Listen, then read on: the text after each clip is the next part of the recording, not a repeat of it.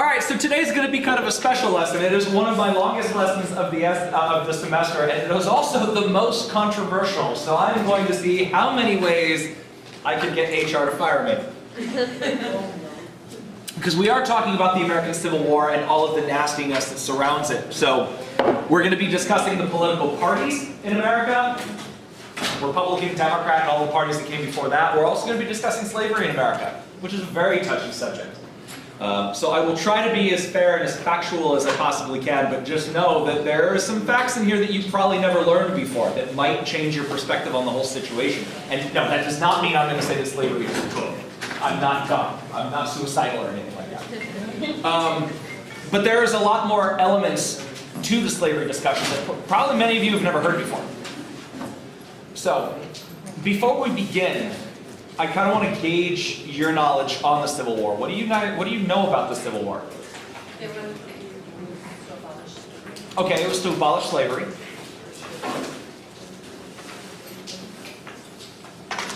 Anything else? That's it? I'm sorry? Someone say something? I'm going deaf. Civil War, come on, what do you know about the Civil War? Don't read ahead in your packets, that's cheating. It's like when you tell somebody don't, it's do. Alright, then I'm going to start the lesson. I'm not giving you a chance. Alright, so today's objective, we're going to analyze the long-term and immediate causes of the American Civil War. Today's lesson is actually going to be looking at about a century-long window. So we're going to be looking at the political situation in the United States right about independence to the Civil War. So from the 1770s to about the 1860s, 1870s. So a 90 to 100-year window. Wow. Yeah. That's a lot. Well, we're only focusing on one or two particular aspects of it. So the causes of the Civil War in the long term, like the underlying tensions, and then what got the fighting started, and then the effects of it. So the long-term effects of the Civil War and Reconstruction on American society, which we are still feeling today. You know, it's funny. In modern politics, we always have a tendency to refer back to the Civil War. But the Civil War itself does not affect us nearly as much as Reconstruction does. But nobody ever talks about Reconstruction. Because Reconstruction was kind of like the dirty underside political dealing with the aftermath of the Civil War. The Civil War was the big sexy battles, you know, you had clear villains, clear heroes, a lot of death, a lot of destruction, and the good guys won. And that's why we have a tendency to latch onto the Civil War. But the Reconstruction policy was a mess, and that's what affects us a lot more than the Civil War does. And then finally, with time permitting, we're going to examine U.S. government policy toward Native Americans before and after the Civil War. But I don't know if we're actually going to be able to get to this. So, here are the causes of the Civil War. They can be summarized into 5 main topics. And we're going to discuss all 5 of them. First off, you had cultural sectionalism, the difference between the North and the South, and then you had another section forming in American history, the West. Economic differences between the North, South, and the West, that all fueled into it. Territorial expansion of the United States fueled into it. Distribution of government power, how each subsection of American society saw the role of government in everyday life. This contributed to the Civil War. This also affects us today. And then finally, slavery. Now, if you wanted to add a little bit more clarity to this, these first 4 points were all of the underlying tensions. This is the century of the 100-year period of people not really liking each other. Slavery was the catalyst. So imagine that these 4 were like the bucket of gasoline. Slavery was the match. That make sense? Okay. So, cultural sectionality in the North. We'll start with the North because we live in the North. The North was urban, it still is. The North was industrial, it still is. Any kind of farming that happened in the North was all on subsistence, which means it was food production. That's the only type of farming that really goes on up here in the North. There's not a whole lot of cash crops up here in the North. New England still had a sizable Puritan population.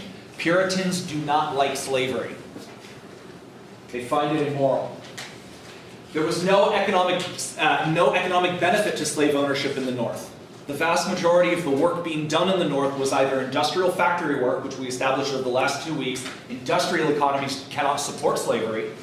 And it was merchants and banking and that kind of thing. It was all dealing with money. Also the North, communally interdependent. We talked about this a little bit in week 2 and then kind of touched on it a little bit in week 3. But the North, because of the close geographic proximity to each other and how each settlement kind of spawned off other settlements, like for example Massachusetts is what gave rise to Rhode Island and Connecticut, the North has a tendency to rely on each other. So like we have more of a neighborly connection with each other, which you wouldn't think it if you ever jaywalked in front of a taxi cab in Manhattan that there's a lot of brotherly love there, but there is. At least there's supposed to be. Historically there was. The South was completely different.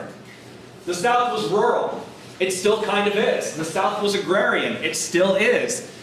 The type of farming, contrasting subsistence farming in the North, the type of farming that was happening in the South was all cash crops. What's a cash crop? Like if you don't. Tobacco's a cash crop, yep.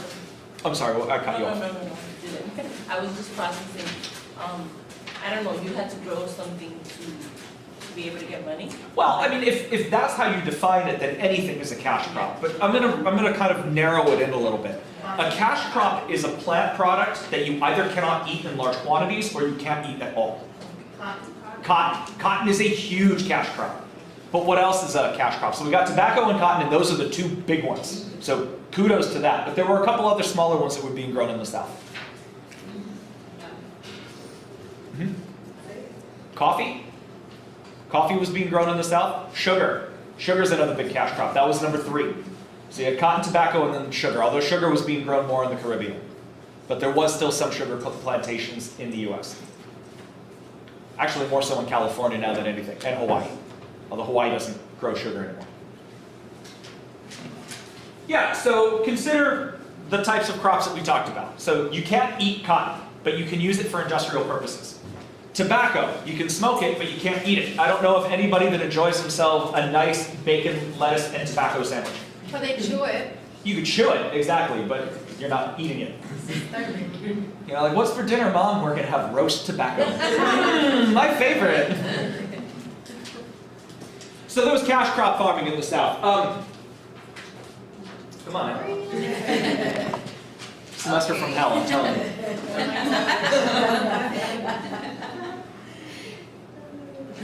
I swear to God. All right, I'm afraid to touch anything now. That's back. It's back. Just stay right there. All right. We established when we were discussing the construction of the building of the colonies in the Americas that in the South, because of the headright system and because of indentured servitude, you had a phenomenon where a large amount of land was concentrating in the hands of a social elite in the South. The planter class is what it's referred to. And that was reflected by the southern United States by the time of the Civil War. The vast majority of land was owned by a very small minority of the population. So that image that we have of pre-Civil War South, of all of the cotton plantations that are owned by, the southern aristocrats, that was actually quite rare. All of the land itself was divided into plantations, but only about 10%, 10 to 15% of the entire South's population participated in slavery, because they were the only ones that were able to afford it. So you had the large-scale plantations owned by the planter class, but it was those people, the 10 to 15%, that owned upwards of 80% of the land. That was all moved into, this thing is really screwing with me. That was all combined into plantations. So you had the pseudo-feudal system.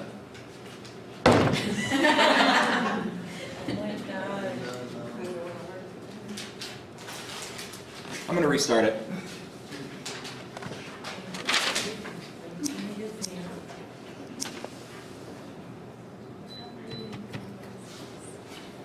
All right, so while that restarts or reboots, I'll go off on my lecture notes here. So there was a pseudo-feudal society dominated by a wealthy class of elite landowners. And because of the cash crop nature of the South, slave production or slave labor was critical to plantation ownership. I mean, imagine that you were a large landowner in the South and you'd have 1, 2, 3,000 acres. That's a hell of a lot of land to farm. So if you pay your farmhands in order to cultivate that land, you're not going to have money left over to make any profit. So what you're going to have to do, thank you, Con. go ahead and sign in, and then we can start passing it around. Train of thought derailed. So, I know this. Where was I? It was talking about if you didn't have the amount of. Oh, that's right. Large amount of land, and if you had, if you were paying farmhands to work it, you would never make enough profit to really make a difference. So with plantations, plantation owners would purchase slaves because slaves are laborers that you don't have to pay.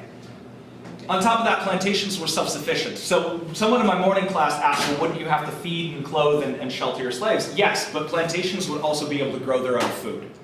And slaves were usually given second-rate clothing, unless they worked in the house, in which case they were dressed pretty well. And they were given cut-rate, ramshackle shelter, like practically non-existent. So that was another way to cut costs, and that was a way to keep production costs low. The South is also independent. Communal independency is big in the South. Southerners are very independent people. They don't like people telling them what to do. So that gets lost. It just hit me that I left that in there. So the South is very, very independent. And now I really need this to not screw up. Because we got to talk about the Louisiana Purchase. Okay, Louisiana Purchase. You see it in your slides ahead of you, or in front of you. What do you remember about the Louisiana Purchase? Who bought it and why?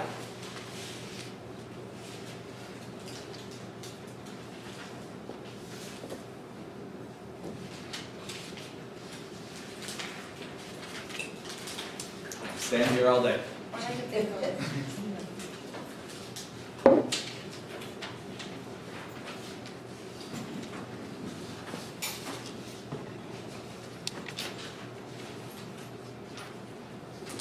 Hey, okay, Louisiana Purchase. Yeah, go ahead. I might be wrong, but the U.S. bought it from France, am I correct? You are correct. Okay. Take that to the bank. Well done. Anybody know which president bought it?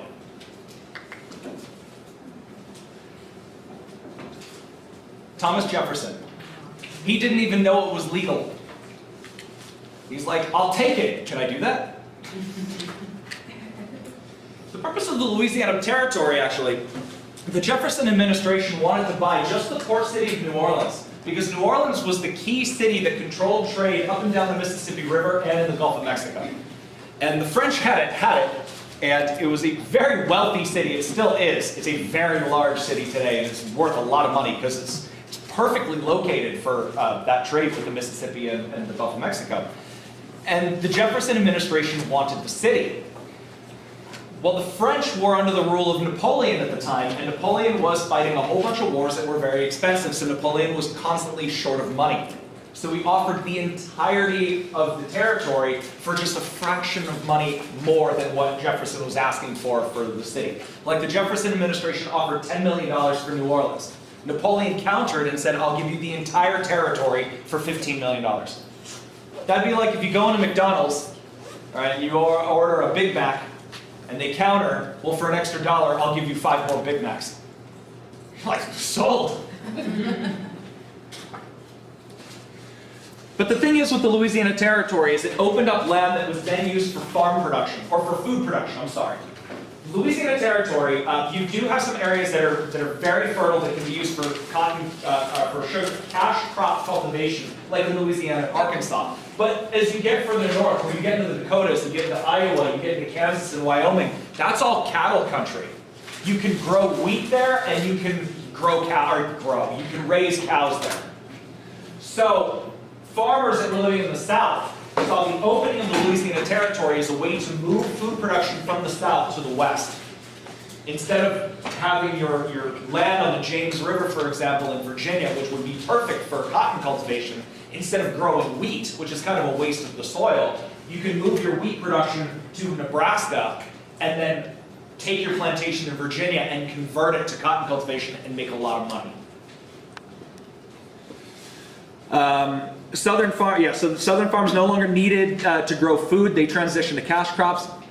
Tobacco was the cash crop at the time when the Louisiana Territory was bought, but tobacco was a self-limiting product.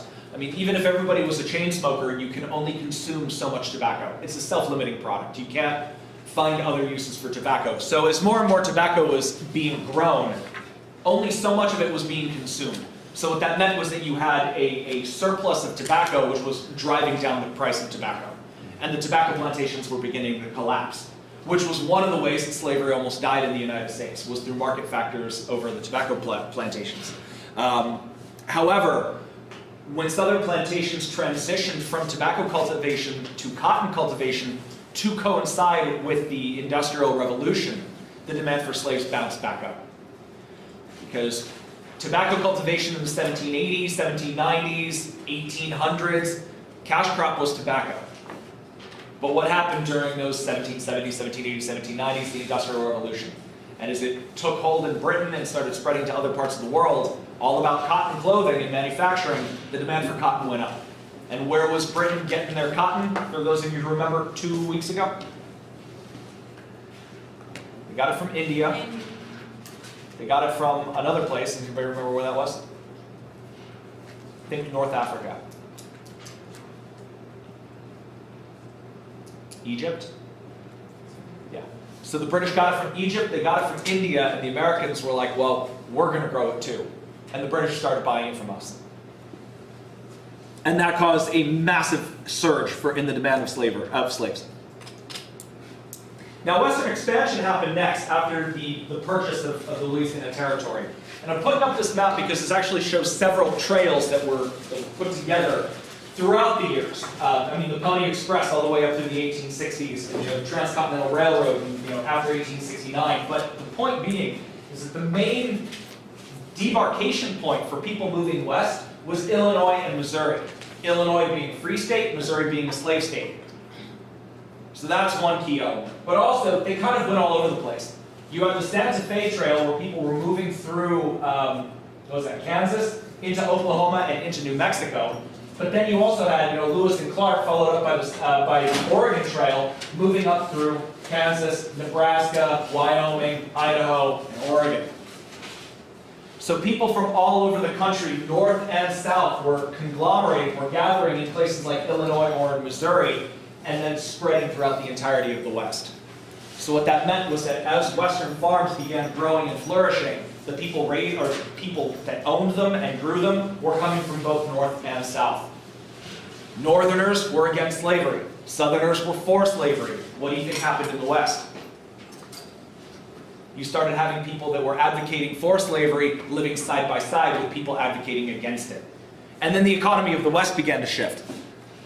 So Western settlers brought their local traditions with them, and Western territories ended up acting as a blending ground. And after a couple of generations of this, the Western territories became a distinctly unique subculture in American culture. So you had the North, right? That was established. You had the South. That was established.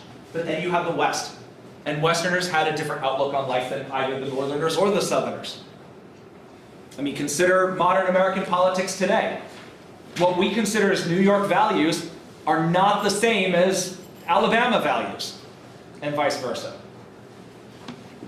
So sectionalism in the West began to blur, but slavery still remained a controversial issue. And that's because slavery was a tool for large plantations in places like southern Missouri, for example, or in Oklahoma and Texas. But when you get further north, when you get to Iowa and Nebraska, when there wasn't as much sugar, like cotton plantations, but you started getting more wheat farming, for example, or more cattle ranches, fewer and fewer people supported slavery.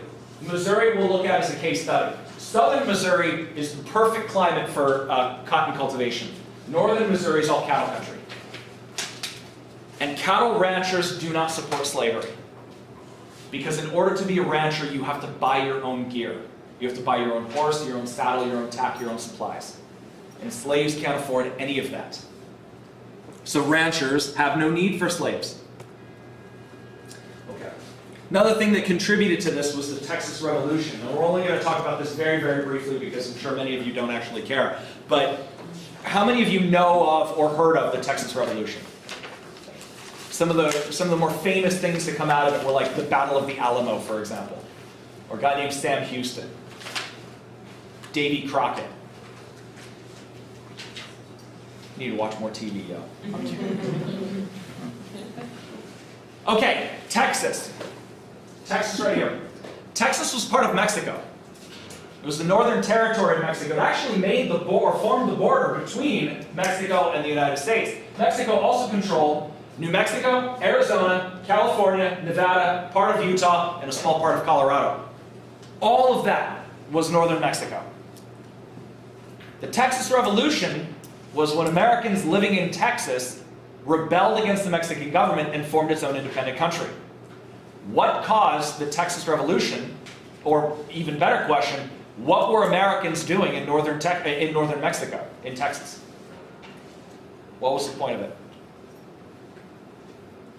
Anybody know? Anybody have any ideas? Border dispute.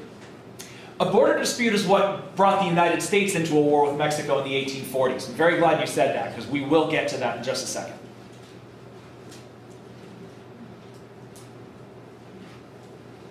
How many of you have ever traveled to Texas? Where in Texas have you been? San Antonio. San Antonio? Okay. That's actually where the revolution started. San Antonio de Bejar, the first battle was in that town. What do you notice about like the geography there? Yeah, it's gorgeous, right? Yeah, people in Texas call it God's country. There's everything in Texas. And Texas, first off, is a very big place. But you've got, in the north, you have the big sweeping plains. In the south, you've got some foothills, and you've got marshes, and good farmland. And Texas has a little bit of everything. And it was the perfect location for people that were looking to expand into the farming economy to move to. But the fact that Texas was part of Mexico, it also provided a perfect opportunity for people that had fallen by the wayside in American society to get a fresh start somewhere else. So, let's look a little bit at the politics of what led to the Texas Revolution. The northern provinces of Mexico, Spain had the same problem that Mexico did. It was incredibly sparsely populated. I've seen estimates that run a pretty large gamut as to the population in the Northern Territories, but they never exceed 100,000. The population of Mexican citizens living in California, Nevada, Arizona, New Mexico, and Texas was between 20,000 people and 100,000 people for the whole territory. Nobody lived up there. The population center in Mexico was in the center part of the country and in the southern part of the country, not in the north. Spain had the same problem. But the population that did live up here still needed protection from Native American tribes that did not like being under the yoke of the Spanish and then later the Mexican government. And you had a lot of warlike tribes that were living in the area. You had Comanches, you had Apaches, Pueblos, a bunch of other tribes that were violent in maintaining their independence against Spanish and Mexican rule. How many of you have ever heard of a figure named Geronimo, or even just heard the word? Geronimo was a warrior, and I believe he was a Comanche, and he had a big personal rivalry with a bishop in a small town in Arizona. And what he's famous for, I should say notorious for, is he rode into town on a small horse, just kind of minding his own business, and he pulls up in front of the church, doesn't say a word. The bishop steps outside to confront Geronimo. Geronimo reaches into his coat, pulls out a small bow, shoots the bishop in the neck, and then walks out like nothing happened. That was his reputation. And he led an insurgency against the Spanish government and killed a lot of people.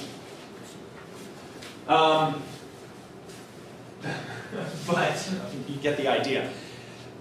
But the Mexican and the Spanish citizens first, who became Mexican citizens later, still needed protection from the tribes. So the Mexican government had to send troops into the Northern Territories. Well, troops cost money. And the tax revenue that was coming in from the Northern Territories was not offsetting the cost of garrisoning the Northern Territories, which was not developed. Los Angeles, the largest city in California with a population of over 20 million people, in the 1830s its population was 300. Not 300,000, 300. San Francisco's population was 180. Nobody lived there. So it was a money pit. The Northern Territories were a money pit. And the Mexican government's like, well, this is what we're going to do. We have to populate these areas so we can develop it. And that would give us the tax revenue that we need in order to build the infrastructure and maintain the security of the citizens that are up there. So what they did is they began breaking up their Northern Territories and selling it to people that were willing to move into Mexico, become Mexican citizens, and then pay taxes. And they started with Texas. Texas was carved up into multiple plots of land, which were then sold to American land speculators. One of them was a guy named, what was his first name? Sam? John? Something Austin. Austin, Texas is named after him. And he was a famous land speculator and very successful. And what he did is he went into places like Tennessee, Kentucky, Virginia, all the big farming communities and said, come to Texas, buy the land. The land is cheap. Texas is gorgeous. It's a way for you to make money and get a fresh start. And he attracted a lot of people that had fallen by the wayside in American society. A few famous Texans. You have a guy named Sam Houston. Houston, Texas is named after him. He was a protege to President Andrew Jackson, which made him a target for Jackson's political rivals. And Sam Houston got into a fist fight in Washington, D.C. that ended up turning into a bit of a sword battle / gunfight, and he almost killed somebody. And Sam Houston went to Texas because it was either, he had the choice of either going to Texas or being put on trial for attempted murder. One of the other people that's considered a hero of the Texas Revolution was a guy named Jim Bowie. Jim Bowie was an outdoorsman. He was, he kind of had this, he was a living legend, kind of. He did a little bit of everything. But he was also a land speculator and a businessman. And he got into a bar fight and he killed the guy. And rather than being hanged for murder, he went to Texas. Became a land speculator there, married a Mexican woman who later died of disease. And then David Crockett. We know him as Davy Crockett. He has kind of this reputation of being the outdoorsman, wearing a raccoon skin hat, that kind of thing. But David Crockett was actually a congressman. And he was one of President Andrew Jackson's political rivals. And his reputation was destroyed by President Jackson and his allies. So Crockett, looking for a fresh start, moved to Texas. Crockett later died in the Alamo, alongside with Jim Bowie. So the point that I'm trying to make about Texas is it offered a fresh start. It was kind of like the reopening of the frontier for American society. It was a place for Americans to go to start fresh and make money. And a lot of people made money. But there were a lot of problems that were presented once Americans got to Texas. First off, Mexico outlawed slavery. And the people that were being attracted into Texas were from the South, which means they owned slaves.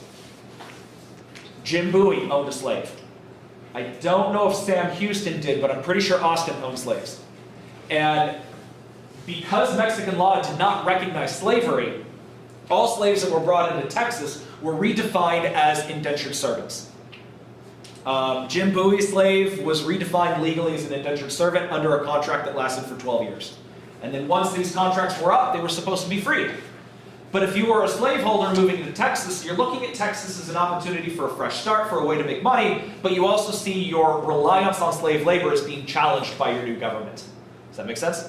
Now, as long as Texas was a republic, Americans were fine living under Texas, or living in Texas. So like, I can learn the language, that's fine.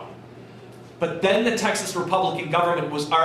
Mexican Republican government was overthrown by a former president, Antonio Lopez de Santa Anna, who propped himself up as the Napoleon of the West. He ruled as a dictator, and he called himself the Napoleon of the West. Well, Americans, they don't like being under dictators.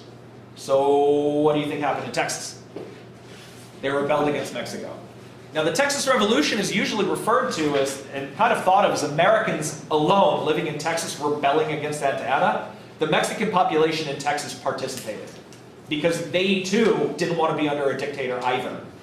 But the Mexicans living in Texas saw an alliance with the Americans living in Texas as a way to achieve their independence. And there was kind of a unique subculture that was formed in Texas called Texian.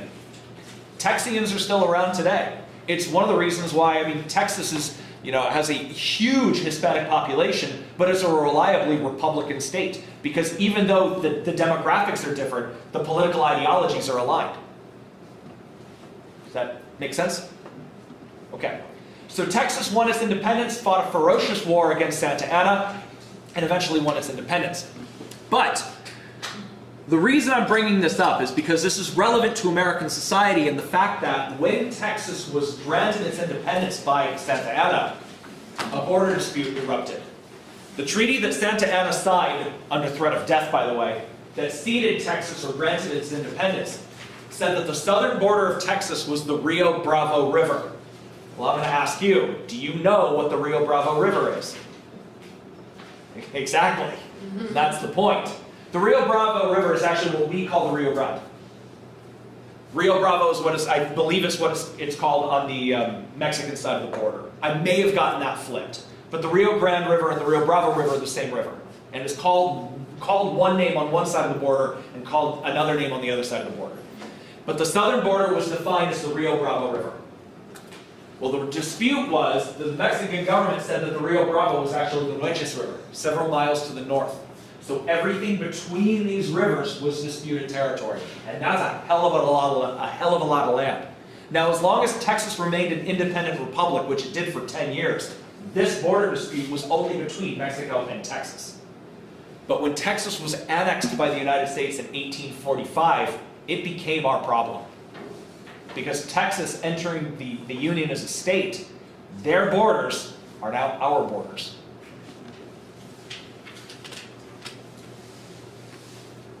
Yeah, it's Rio Bravo in Mexico. It's Rio Bravo in Mexico. Okay. Thank you for clearing that up. My Spanish is not very good. Because I took 2 years of French in high school because I'm an idiot. No, my parents, they're like, take Spanish in high school, you'll actually use it. I'm like, I want to learn French. I state 2 words of French, and that's it. Okay, how many of you have ever heard of President James Polk? Polk is one of the more consequential presidents we've ever had in American politics, but he doesn't get a lot of recognition. He's not considered one of the big names in American politics, though he should be. Because the country looks the way it does because of him. Polk was an expansionist, a very aggressive expansionist. He wanted to control the entire continent. He was willing to go to war with Mexico to get Western territories, and he was willing to go with Great Britain in order to get to control of a big chunk of Canada. He was a Democrat. He was in the role or in the mold of Andrew Jackson. He's called the Jacksonian Democrat. I will explain what that means in just a second. But he was a Southerner. He wanted to secure more Western land for settlement so that the landed class, the plantation class, would be able to expand across the continent, expanding slavery with them. Polk liked the idea of creating a country that stretched the entire length of the continent and then filling it with plantations. That was his goal. That was his dream of America. Now, because of the border dispute with Texas, this was Polk's problem. So you've got the border dispute going on. And now instead of just Texas versus Mexico, it is now the United States versus Mexico. And the United States is a much bigger country, much more powerful country, richer, bigger military. Now, Santa Anna already had egg on his face for being defeated by a bunch of Texas rebels that had very little infrastructure in order to fight a revolution. All right, he's very embarrassed, and he's trying to prop himself up as the Napoleon of the West. So how do you cement that legacy as the Napoleon of the West? By picking a fight with a big power and beating them. So Santa Anna sent troops into the disputed territory. Polk did the same thing. Instead of de-escalating the situation, Polk escalated. What happens when you've got 2 armies operating in disputed lands? They're going to shoot each other. And a couple of shots were fired, a couple of people were killed. And then the propaganda machines went into full spin. Because Polk approached the American people and said, the Mexican military attacked a caravan of American settlers and slaughtered them all. In reality, it was like 3 American soldiers, 1 of them was killed and 2 of them were wounded. And like 2 Mexican soldiers were killed and a couple of them were wounded. And that was it. It was a skirmish. It was this little tiny, pew-pew, and then everybody kind of runs away and that was it. But Polk comes in and says, the Mexican government, they're slaughtering Americans. And Americans started calling for blood. So Polk launched an invasion of Mexico with the intention of taking away the northern territories, California, Nevada, Arizona, New Mexico, Utah, all of that. He also invaded Mexico, making it into Mexico City. Now, this is how Polk managed to kind of dress it up as him being the good guy. Because before the border dispute broke out, the Polk administration offered $20 million for Mexico for their northern territories. And the Santa Anna's government turned it down. So when the war broke out, all of Mexico was essentially conquered by the U.S. Government, or by the military. And in the peace process, Polk carved out the northern territories that he wanted, released the rest of Mexico, and then gave Mexico $20 million. So I'll buy it for $20 million. No, thank you. Okay, I'm going to beat your ass, I'm going to take it anyway, and then give you $20 million. That's basically what happened with the Mexican-American War. Long story short, this is all the territorial acquisition of the United States between independence in 1783 and the Mexican cession by 1849. So this is a window of, what, 60 years, give or take, that the United States goes from just a fledgling country on the East Coast to stretching across the entire continent. Louisiana was bought in 1803. We bought this from the British in 1818. We traded it for this, actually, so this was given to Britain in 1818. Texas was annexed in 1845. Florida, West Florida, and southern Louisiana, the heel of Louisiana, were bought from Spain in 1819.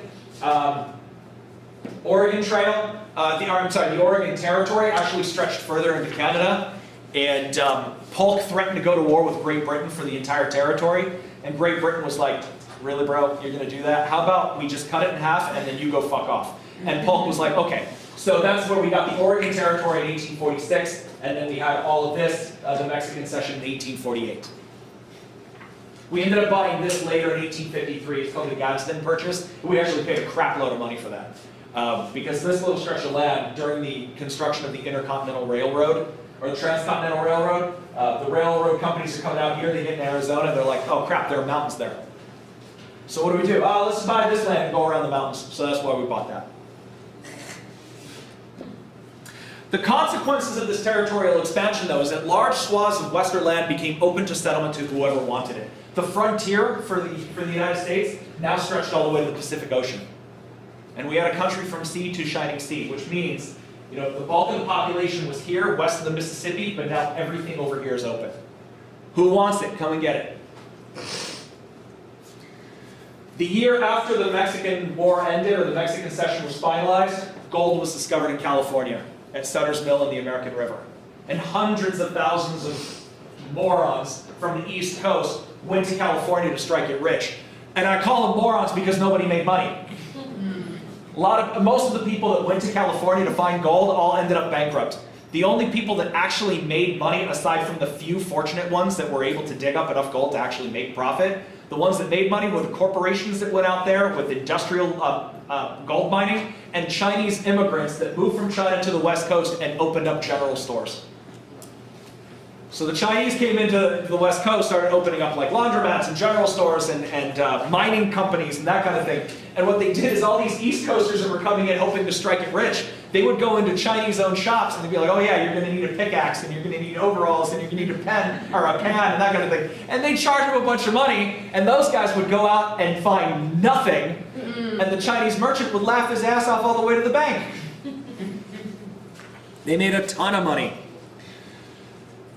But the long-term consequences is that all of this land was now American territory. And American territories will eventually become states.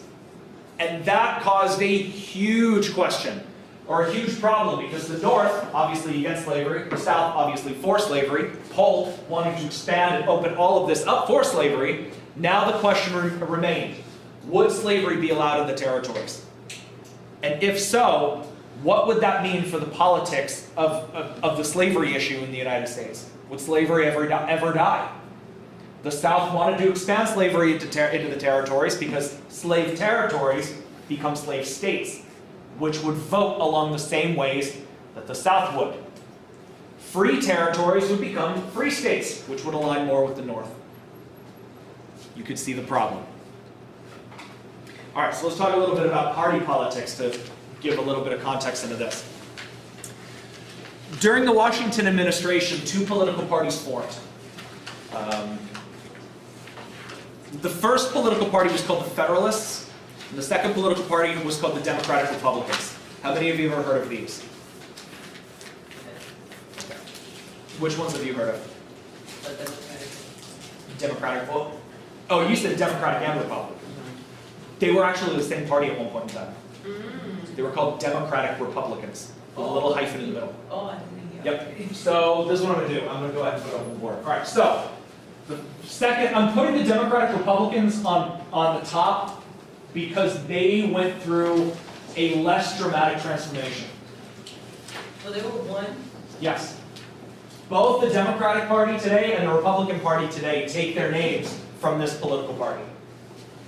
Down here you have the Federalists, although the Federalists formed first. Oh, that's what you were talking about, the Jefferson.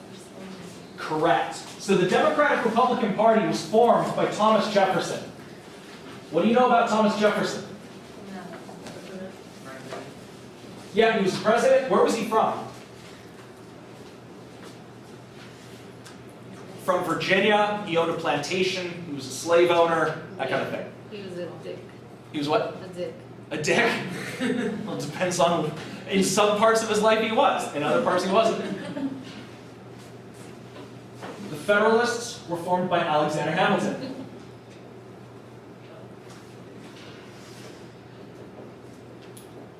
Okay, so just to give you a little bit of background information on these men. We already talked about Thomas Jefferson. He was from Virginia, he was a plantation owner, he owned slaves. Alexander Hamilton was born in the Caribbean. He got into he worked for banking and merchants, moved to what became the United States. He moved to the American colonies, dirt broke, earned a name for himself during the American Revolution. He worked for George Washington. He was George Washington's, I guess the best word to describe him would be like secretary, although he was a combination of quartermaster and paymaster. Essentially the aide-de-camp. He basically ran all of the Army's finances and supply. Alexander Hamilton was really, really good with numbers. And he became the first Secretary of the Treasury. Because Washington worked with Hamilton when Hamilton was working for the Continental Army, and Washington knew that Hamilton was good with numbers. But Hamilton lived in New York. So Hamilton was a northerner, and Jefferson was a southerner. So, if Jefferson formed the Democratic Republican Party, and Jefferson being a southern farmer, what demographic do you think the Democratic Republican Party was going to cater to? The southern farmers. And if Alexander Hamilton was a northerner and a merchant, what kind of political party, or what kind of demographic do you think the Federalists were going to cater to? Northern merchants. Yep. The Federalists, also known as the Hamiltonians, favored northern business. They wanted to have strong trade relations with England because of a common language.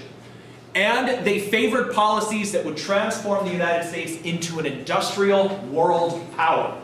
Hamilton wanted the United States to kind of follow Great Britain's model. So Hamilton looked at Great Britain. Now remember, Hamilton was an ardent patriot. He hated the king just like everybody else did. But Hamilton was like, Great Britain gets a lot of things right. They're a powerful country, they're building an empire, they have a robust economy, and they have a military that nobody messes with. Let's copy what they're doing except for the monarchy. So let's make the United States a powerful world empire, essentially, but controlled through a constitutional republic rather than a monarchy. That's what Hamilton wanted. Thomas Jefferson, on the other hand, favored southern farmers, trade with France, because Jefferson was sent to Paris during the Revolution, where he slept with anything that had a heartbeat. Hey, you know what? Jefferson was sent to France as a diplomat. He's surrounded by beautiful women in the royal court, and he was a widower. There was nothing holding him back. He favored trade with France, and he favored policies that would keep the U.S. as an isolated agricultural country. Jefferson was of the mindset of, we mind our business, the world will mind theirs, and we should all just be farmers and kind of leave the world alone. That was Jefferson's model. Now, we can look back at this and see that Alexander Hamilton's model is what ultimately won out. Because the U.S. is a world power, we're an industrial power, and we have a very powerful centralized government under the Republican format. But when Jefferson and Hamilton were alive, the fate of the United States was still up in the air. George Washington actually spent the 8 years of his presidency keeping Jefferson and Hamilton from killing each other. Seriously, that was his full-time job. Like, I can just imagine Washington would wake up every morning and his daily thing would be separate Hamilton and Jefferson. Separate them again. Separate them again. Ask how trade is going with Britain. Separate Hamilton and Jefferson. They respected each other, but oh my God, they couldn't stand each other. They would have these arguments that would peel paint off the walls. John Adams used to write letters home to Abigail Adams, and he'd write things like, oh yeah, Jefferson and Hamilton got into it again, and they yelled so loud I couldn't make out what any of them were saying. So I left the room. Federalists, like Hamilton, with a few notable exceptions, generally hated the idea of slavery because they saw slavery as an obstacle to creating an industrial country. Whereas the Democratic Republicans, with some exceptions, obviously, generally supported slavery as a tool to promote plantation profitability. And we'll get back to that in a second, so I'm going to leave those up on the board for now. Let's talk about the distribution of power in the South, another underlying cause of the Civil War. Since independence, Southern states were concerned about government authority. They don't like government power. They still don't like government power. So the Southerners were anti-tax, anti-tariff, and anti-military, although in recent years they're actually now pro-military. But they still don't like taxes and they still don't like tariffs. So why would they be anti-tax? Well, keep in mind farmers. Farming cycle, taxes eat profits. We've talked about this ad nauseum. Wealthy landowners, even the plantation owners in the South, they had very little physical currency available to them. They would be worth a lot of money, but they would have to sell their productivity in order to get it. So all of the plantation owners, all of their wealth was tied up in the land, tools, and slaves. Farmers are also anti-tariff. Reason being is, oh, by the way, does anybody know what a tariff is? A tariff is a tax on imports. So, another controversy going on with the current Trump administration is Trump has been using tariffs in order to, artificially increase the price of foreign product. Tariffs are a double-edged sword. Tariffs are not always good and they're not always bad. Although in American politics we kind of have this mindset that free trade is the best and that there's no place for tariffs and tariffs are generally evil. But that's an oversimplification. Tariffs can do a couple of things. Let's say that you were a shovel maker in America and you're competing with a shovel maker in, I don't know, China. You, being an American-based company, have higher overhead costs because the taxes are generally higher here and you have to pay your workers more money. Which means your profit margins are a little bit smaller, which means the price of your shovels are probably a little bit higher.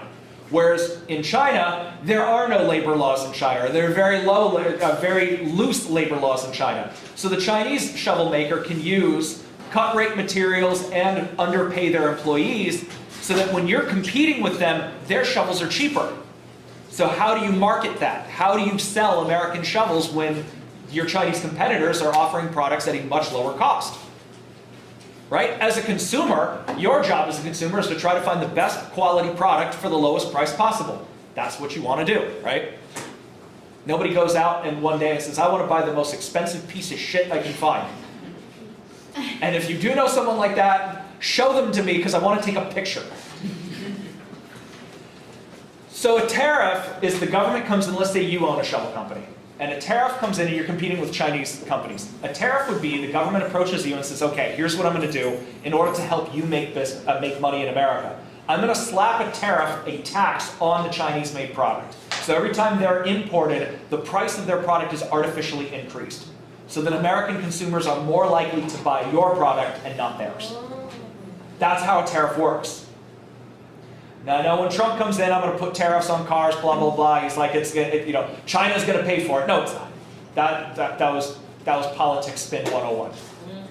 The consumers pay for it. But in kind of an end-around way, China would pay for it. Because let's say there was a tariff on Japanese-made cars.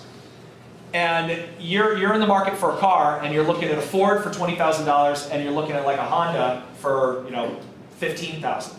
And a tariff is slapped on the Honda, and now the Honda is artificially increased to $21,000. You would be more likely to buy Ford. That puts Ford in the pockets of American workers, and it costs Honda money overseas. So that's how Trump can kind of say they're going to pay for it, because they do pay for it with reduced business and reduced consumption. But that's the Washington two-step with an extra spin thrown into it. But that's how tariffs operate, and they are a double-edged sword. They can help local businesses, but at the same time they hurt consumers.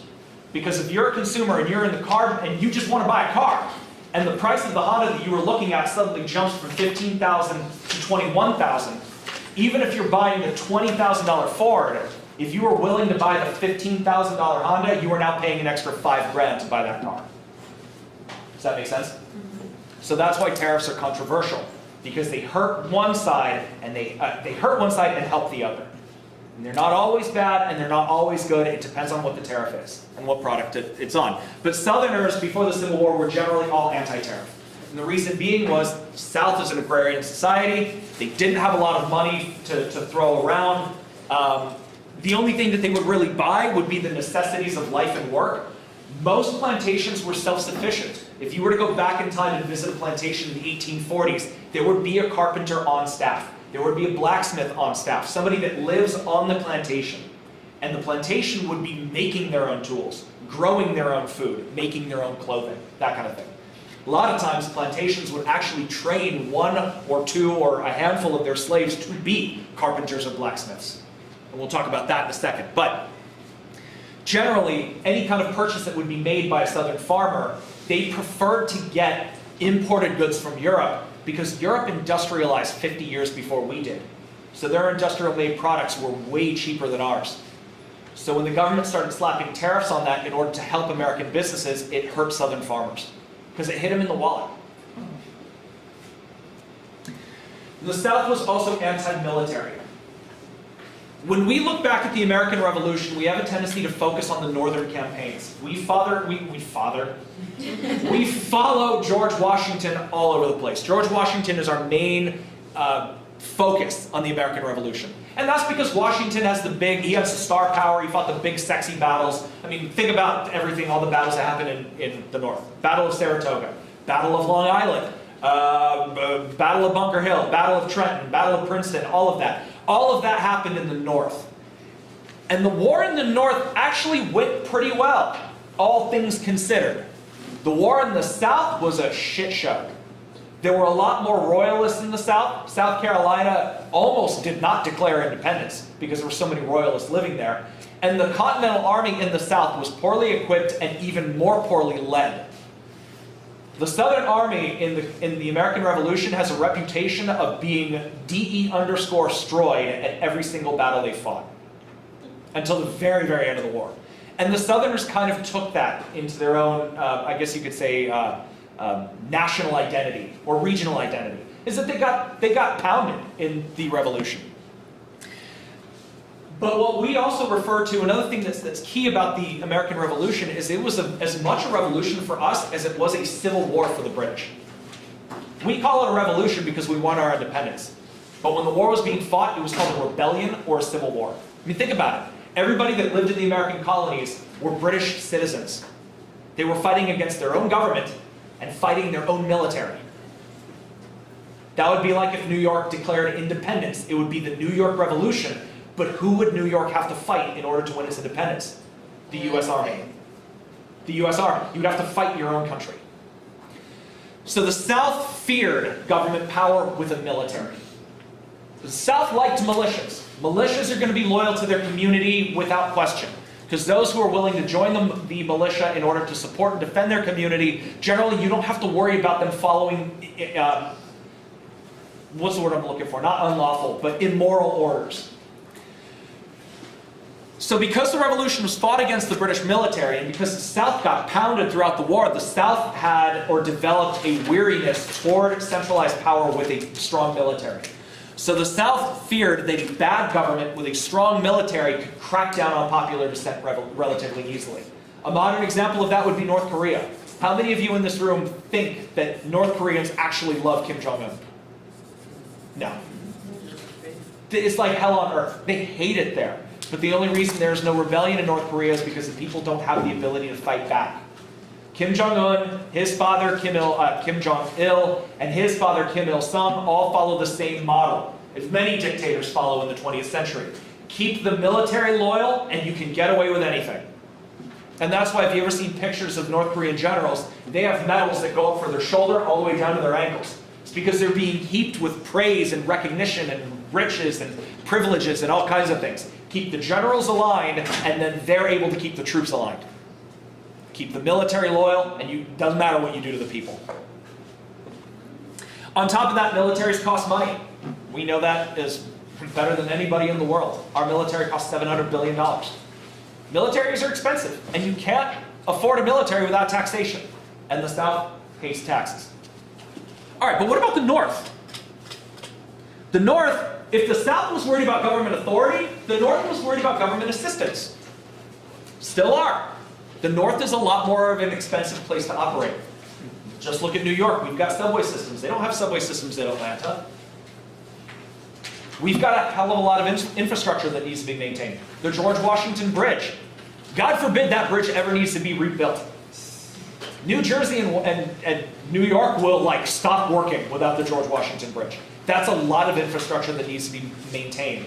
And sometimes the states do not have the resources to maintain it without federal assistance. So the subway system, by the way, after Hurricane Sandy, when all that damage was done to the subway system, New York applied for a $4 billion loan from the federal government to rebuild the subway system. They're still getting money from the federal government to fix the subways, because New York itself doesn't have the resources to take on that kind of an expense. So that's why northern states are more concerned about government assistance. And that's why they vote the way they do. So because of that, northerners were generally pro-tax, pro-tariff, and pro-military. Now why would they be pro-tax? Nobody likes taxes, right? You'd be surprised. Northern merchants understood that taxes would be required to build and maintain an army and a navy. And they would benefit from an army and a navy, so they were okay with it. And unlike the Southerners, Northerners did make enough money to afford the taxation, because Northerners were merchants, shopkeepers, bankers, shippers, that kind of thing, shipbuilders, which means they had wages, they had cash.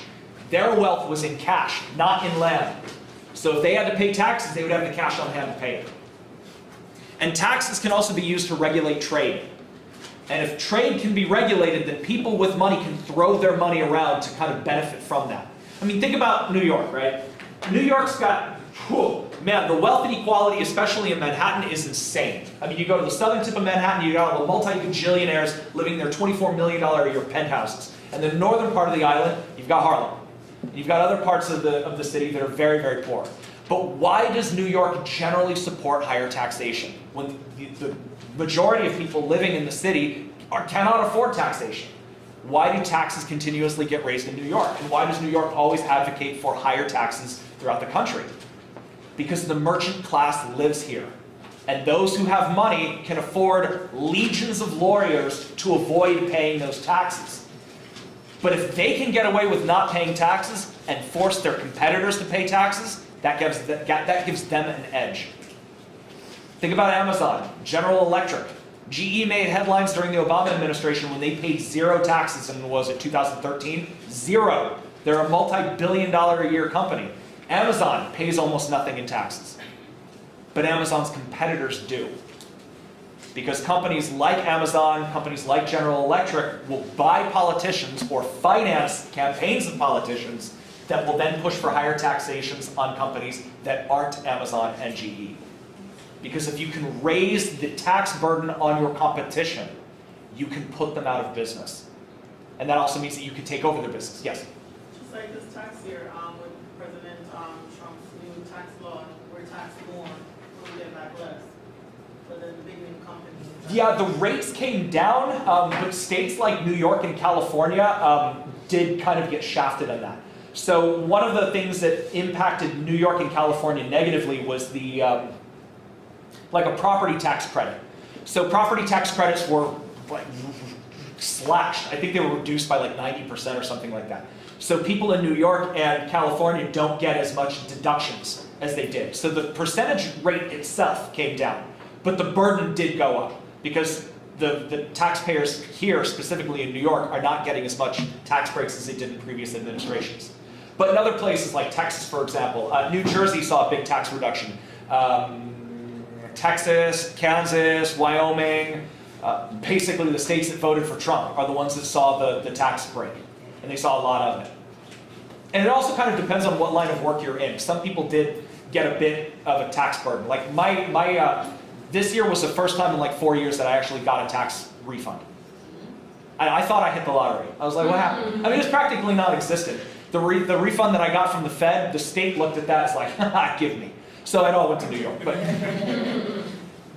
but still, it's the way the tax system works. And our tax system, by the way, is so convoluted, and it was intentionally designed to be that way. Politicians like a complex tax code. Well, think about this. If you did your returns on TurboTax with a CPA through Quicken Loans or through Credit Karma or through like H&R Block, you would get back 5 different results. Why? Because the tax system is so screwy. There's all kinds of loopholes and deductions, and some programs will account for a deduction that other programs won't, and CPAs will count some deductions that others won't. And it's designed to be that way because the politicians and their friends have these legions of lawyers to get around it. You hear about it every election cycle talking about tax loopholes, right? Yeah. Why do you think who puts those loopholes in there? Yeah. The vast majority of people that work in Washington are lawyers. And if they ever lose their election, they're going to go under law. So they write the laws that when they leave office, they can use lawsuits to make more money because they know the laws. It's the fox guarding the hen house. Republicans do it, Democrats do it, everybody does it. You know what's really sad to think is the voters can change that, but it requires a voting bloc that actually pays attention. And a lot of voters don't pay attention because we have lives to live. And if you really wanted to understand the ins and outs of Washington politics, you got to become a total nerd like me. And nobody's got time for that. I don't have time for that. All right, I'll get off my soapbox. All right, so that's why the Northerners are generally pro-tax, because they can benefit from it. Pro-tariff. Back to the whole thing with industry. Industry was located in the north, and American industrialists had to compete with European producers, and European products were cheaper because Europe, Britain specifically, got a 50-year head start on us. So their products were a lot cheaper than ours. And tariffs, once again, artificially increased the price of foreign goods. That makes it more competitive in American markets, but it also hurt American consumers. So, I'm hoping the main lesson that you can take away from this is that you will never be able to satisfy everybody at the same time. Every action you take is going to have a reaction. Everything in life is a double-edged sword. You just have to kind of figure out what is more important to you.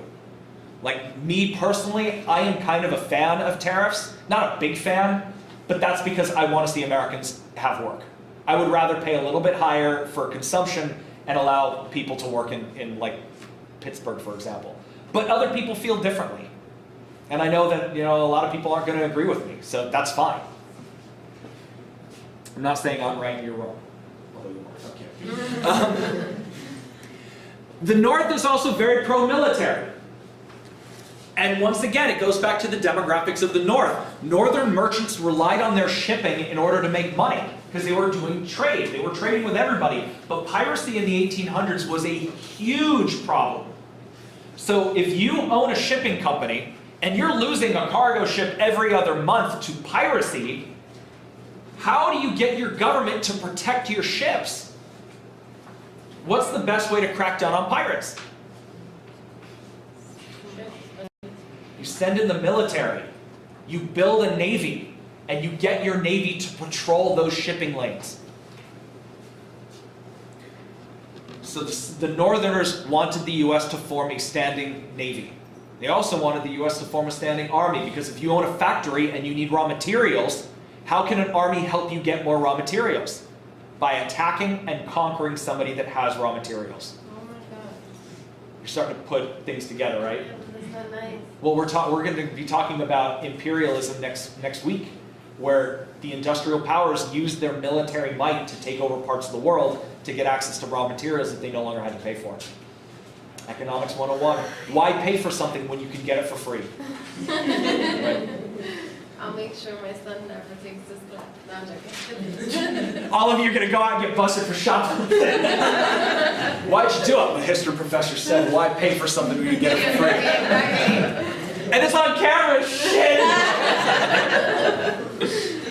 All right, so a navy can defend shipping, an army can conquer territory to gain control of raw materials.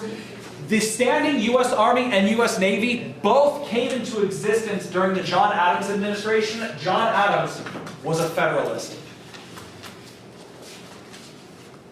Okay, so the American political battle between government authority, for example, that goes back to before the independence movement and continues to this day. And I know we look at politics and the politicians are saying, it's never been this bad, and you should hate the other side. That's bullshit. That's just the way the parties use, or that's just a tool the parties use in order to gain more support.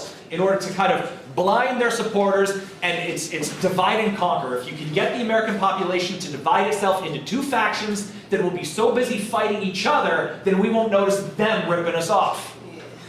Right? I mean, think about this. How many of you have heard that Republicans are evil people, or that Democrats are dumb? Right? Yeah. That's not the case. I hope.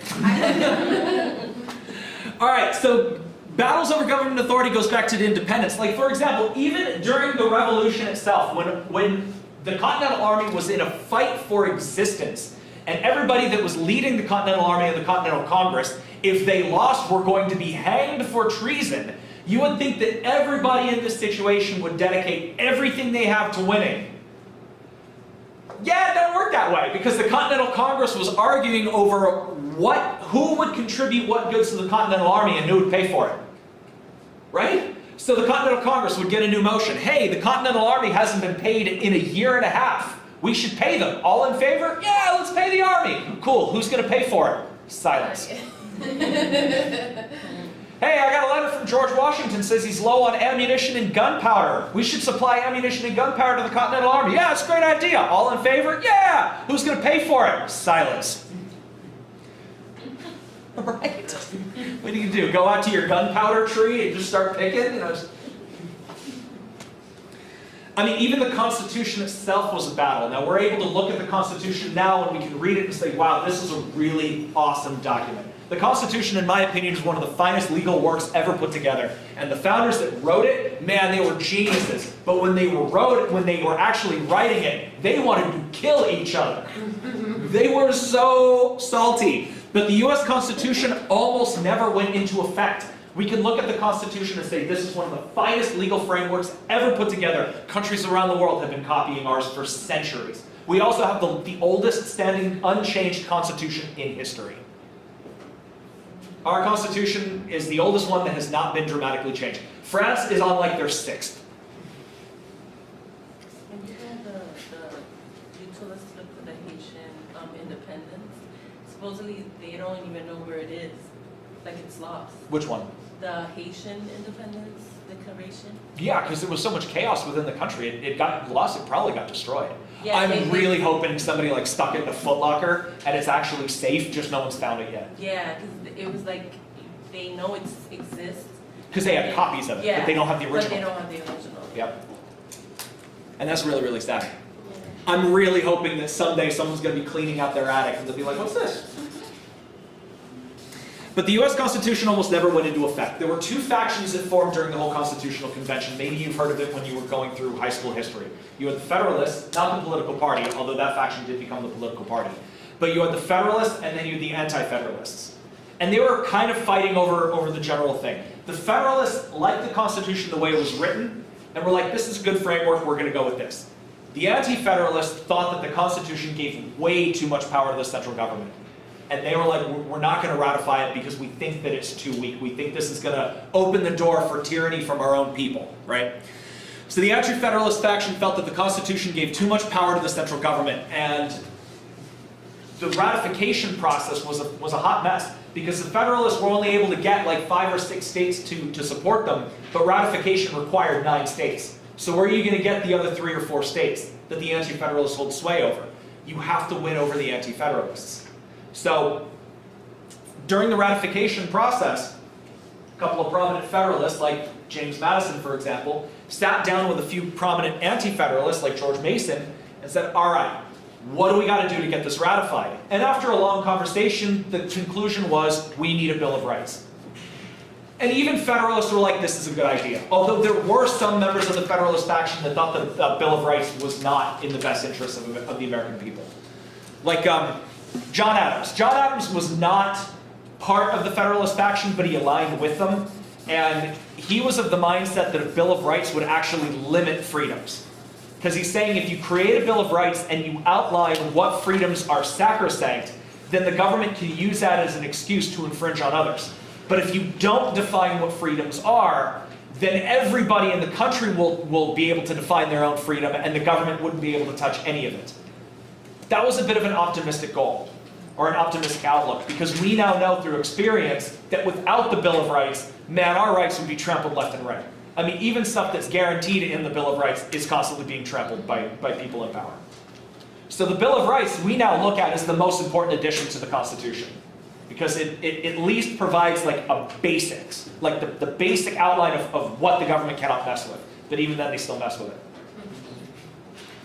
But the Bill of Rights was a compromise. The Anti-Federalists blocked ratification until a Bill of Rights was promised. And once the Federalists promised that they were going to meet the next year with a constitutional convention and put together the Bill of Rights, the Anti-Federalists signed off and the Constitution was ratified. A year later, a Bill of Rights was added. So the country was actually operating for a year without a Bill of Rights under the Washington administration. That was back when politicians actually kept their promises. Oh, I said I hear that. Yeah, right. Okay, another thing that ended up being a contributing factor to the Civil War. The French Revolution. If you remember back in week, was it 4? France decided that the best thing they could do for their revolution, and I mean the best thing they could do for their revolution, was declare war against every major power in the world. For some reason, they're like, hey, you know what's really cool? Let's go fight everybody. At the same time. At the same time. So Presidents Washington and Adams were put in a very difficult position because France was at war with every major power in the world and only had one ally, us. And we had just won our own independence. Our economy was like non-existent. We didn't have an economy. And we had our own problems. So France is like, hey, America, send your ships, send your army. And Washington's like, what? Except 12 drunk dudes? That's our army. And our ship is a dinghy with a pop gun. You want that? So Washington and Adams had to try to find a balance between breaking the alliance with France or going to war with England. And that's not an easy thing to do. Now, Washington kind of pulled a little sneaky on France. And even Washington felt bad about doing this. So France was calling in the alliance. America, you owe this to us. We helped you in your revolution, you need to help us in ours. And Washington was like, I'm reading this treaty, and see that signature right there? What does that say? Louis the 16th. Yeah, what'd you just do with him? Oh yeah, this is a treaty with Louis the 16th, not with France, and you just killed him. So this treaty, null and void, baby. And the French were like, sacre bleu. Right? But that angered the Southerners because Washington was from Virginia, and maybe you've heard this concept to get thrown around from time to time, something called like Southern honor or a gentleman's agreement. You ever hear that? No. In the South, a handshake is sacrosanct. It's akin to us in the North signing a contract. A verbal agreement in the South is like, honor means a lot in the South. I mean, it still means a lot today, but it meant a lot in the 1700s. I mean, people fought duels over this shit. So when Washington kind of pulled that little sneaky and basically voided the alliance with France, the Southerners were furious. They're like, Washington is not one of us. He just sold out his honor and the honor of the country. And the Southerners were more friendly to the French because the French really took the pressure off the South in the Revolution. So Southerners began talking openly about seceding from the Union. They're like, Washington's not one of us. Maybe this isn't a country we shouldn't be part of. Maybe we should form our own country. Maybe we'll get back to England or something. And people started openly talking about secession. That nearly tore the country apart. Neutrality, or the veneer of neutrality, also began to disintegrate as the French Revolution got bigger and bigger. With the U.S. economy sputtering, Washington and Adams were trying to maintain trade with both England and France because they were the two biggest economies in the world.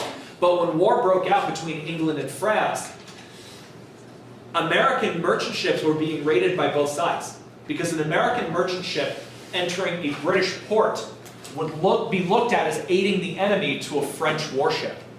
But on the flip side, an American merchant ship entering a French port would be seen as aiding the enemy to a British warship. So Britain and France were both attacking our merchant fleets, confiscating cargo, imprisoning sailors, and that kind of thing. And that was a big mess for us. In 1793, things got even more interesting with a guy named Edmond Charles Genet. He was the ambassador, the French ambassador to the United States. In 1793, he came to the United States, and he knew that the Southern society was friendlier toward France So he campaigned all through the South, getting volunteers for the French army, giving out privateer contracts for American merchant ships to put cannons on their ships to attack the British. And it was causing a massive headache for us, especially for the Washington administration, because Genet had the potential to force the United States into war through diplomatic or through a democratic process. Because as more and more Southerners came to support the French, they all vote a certain way. So if you could get enough voters to push for war with England, the United States would declare war on England. And Washington saw this as a fat headache. And Genet did this for a year. And Washington had to be held back by everybody's administration. Because Washington's like, I'm going to kill this son of a bitch myself, right? And everyone's like, chill out, George, you're president. You have to look professional. Put the Twitter down. The next year, though, in 1794, Genet ran afoul with the Jacobins, and the Jacobins tried him in absentia for being an enemy of the revolution and sentenced him to death. So Genet now had the option: stay in the country that he just pissed off, or go back home and face the guillotine. So Genet applied for asylum, and Washington was ready to say, die, you son of a bitch, get back to France and die like the rat you are. And Alexander Hamilton actually stepped in and said, cool it, George, he's got money, if he leaves us alone, you can look like the good guy. So Genet was granted asylum, and he ended up moving to Pennsylvania and lived the rest of his life in obscurity. But that just kind of showed that the South was at least willing to entertain the idea of entering the French Revolution, even if that meant breaking away from the central government. The next big affair that came in, this is a political cartoon from the XYZ affair. This is supposed to represent the French Foreign Minister Talleyrand with his little cronies, and then these are American diplomats. In 1797, President John Adams was trying to put the whole issue about French raiding American shipping to rest. Now, Adams was a diplomat in Paris during the Revolution, not a very good one, but he was a diplomat in Paris, and he did have some political ties to Paris. And he thought that if he could send the right diplomats to Paris, that they could kind of smooth things over with the French government and get the French military to stop attacking our ships. However, when the three diplomats arrived to meet with to meet with the French foreign minister, a guy named Minister Talleyrand, this meeting had already been planned months in advance. Okay, our diplomats are going to be in France around this time to meet with Talleyrand to try to solve this issue. And the American diplomats traveled for months to get to Paris. And when they get to Paris, Talleyrand's assistants come out and say, if you want to meet with Minister Talleyrand, you owe each of us $250,000, and you have to give a $10 million line of credit to the country of France. Essentially, oh yeah, we know that you set this meeting up, but if it's going to happen, bribe us. And the American diplomats were like, thank you for your time. They got back on the ships and they went back to America. Now it's called the XYZ affair because when these diplomats wrote to the newspapers and to Washington, they didn't refer to the ministers that did this by name. Historians have a pretty good idea of who they are. But they weren't published because they didn't want to, the people that were involved didn't want to add more fuel to an already sticky situation. So they kept the names under wraps. But the American public was pissed. It was a massive scandal, and the American public began demanding that Adams retaliate, kind of. So John Adams authorized the US Navy to begin raiding French shipping in retaliation. And it ended up touching off an undeclared naval war between the US and France that lasted from 1789 to 1800. Talleyrand was a real slippery son of a bitch. He worked for 4 administrations in France, and he betrayed 3 of them. So he worked for Louis, betrayed Louis to join the Jacobins, then betrayed the Jacobins to work for Napoleon, and then betrayed Napoleon when Napoleon was abdicated and he served Louis XVIII. But yeah, there was an undeclared naval war between the US and France between 1789 and 1800. Napoleon was the one that ended up putting that war, ending that war. But that was the foreign thing, or the foreign policy that happened in relation to the XYZ affair. What happened domestically is John Adams and the Federalist Party then passed a series of laws known as the Alien and Sedition Acts. Now the Alien Acts were legal, the Sedition Acts were not. What the French were doing was they were sending people to immigrate into the United States wait the 5 years to become an American citizen, and then began voting for politicians that would support joining the French Revolution. They were trying to influence our elections. So the Alien and Sedition Acts were designed to clamp down on that. The Alien Acts extended the wait period to receive American citizenship from 5 years to 14 years. Right? We still have a very similar system in place right now, but it was set by the Alien Acts. And it was designed to prevent the French from coming in and swaying elections. The Sedition Acts outlawed criticism of the government, which is a clear violation of the First Amendment. Imagine if we could go to prison for criticizing the government today. We'd all be in prison. I'd have black helicopters outside my window every day. But consider this, though. If criticizing the federal government became a crime, how do you think Vice President Thomas Jefferson felt about this when he wrote the Declaration of Independence? Do you think he liked it? No. No. Now, Thomas Jefferson was John Adams' vice president, because the way presidential elections worked in the day is that whoever was the runner-up became the vice president.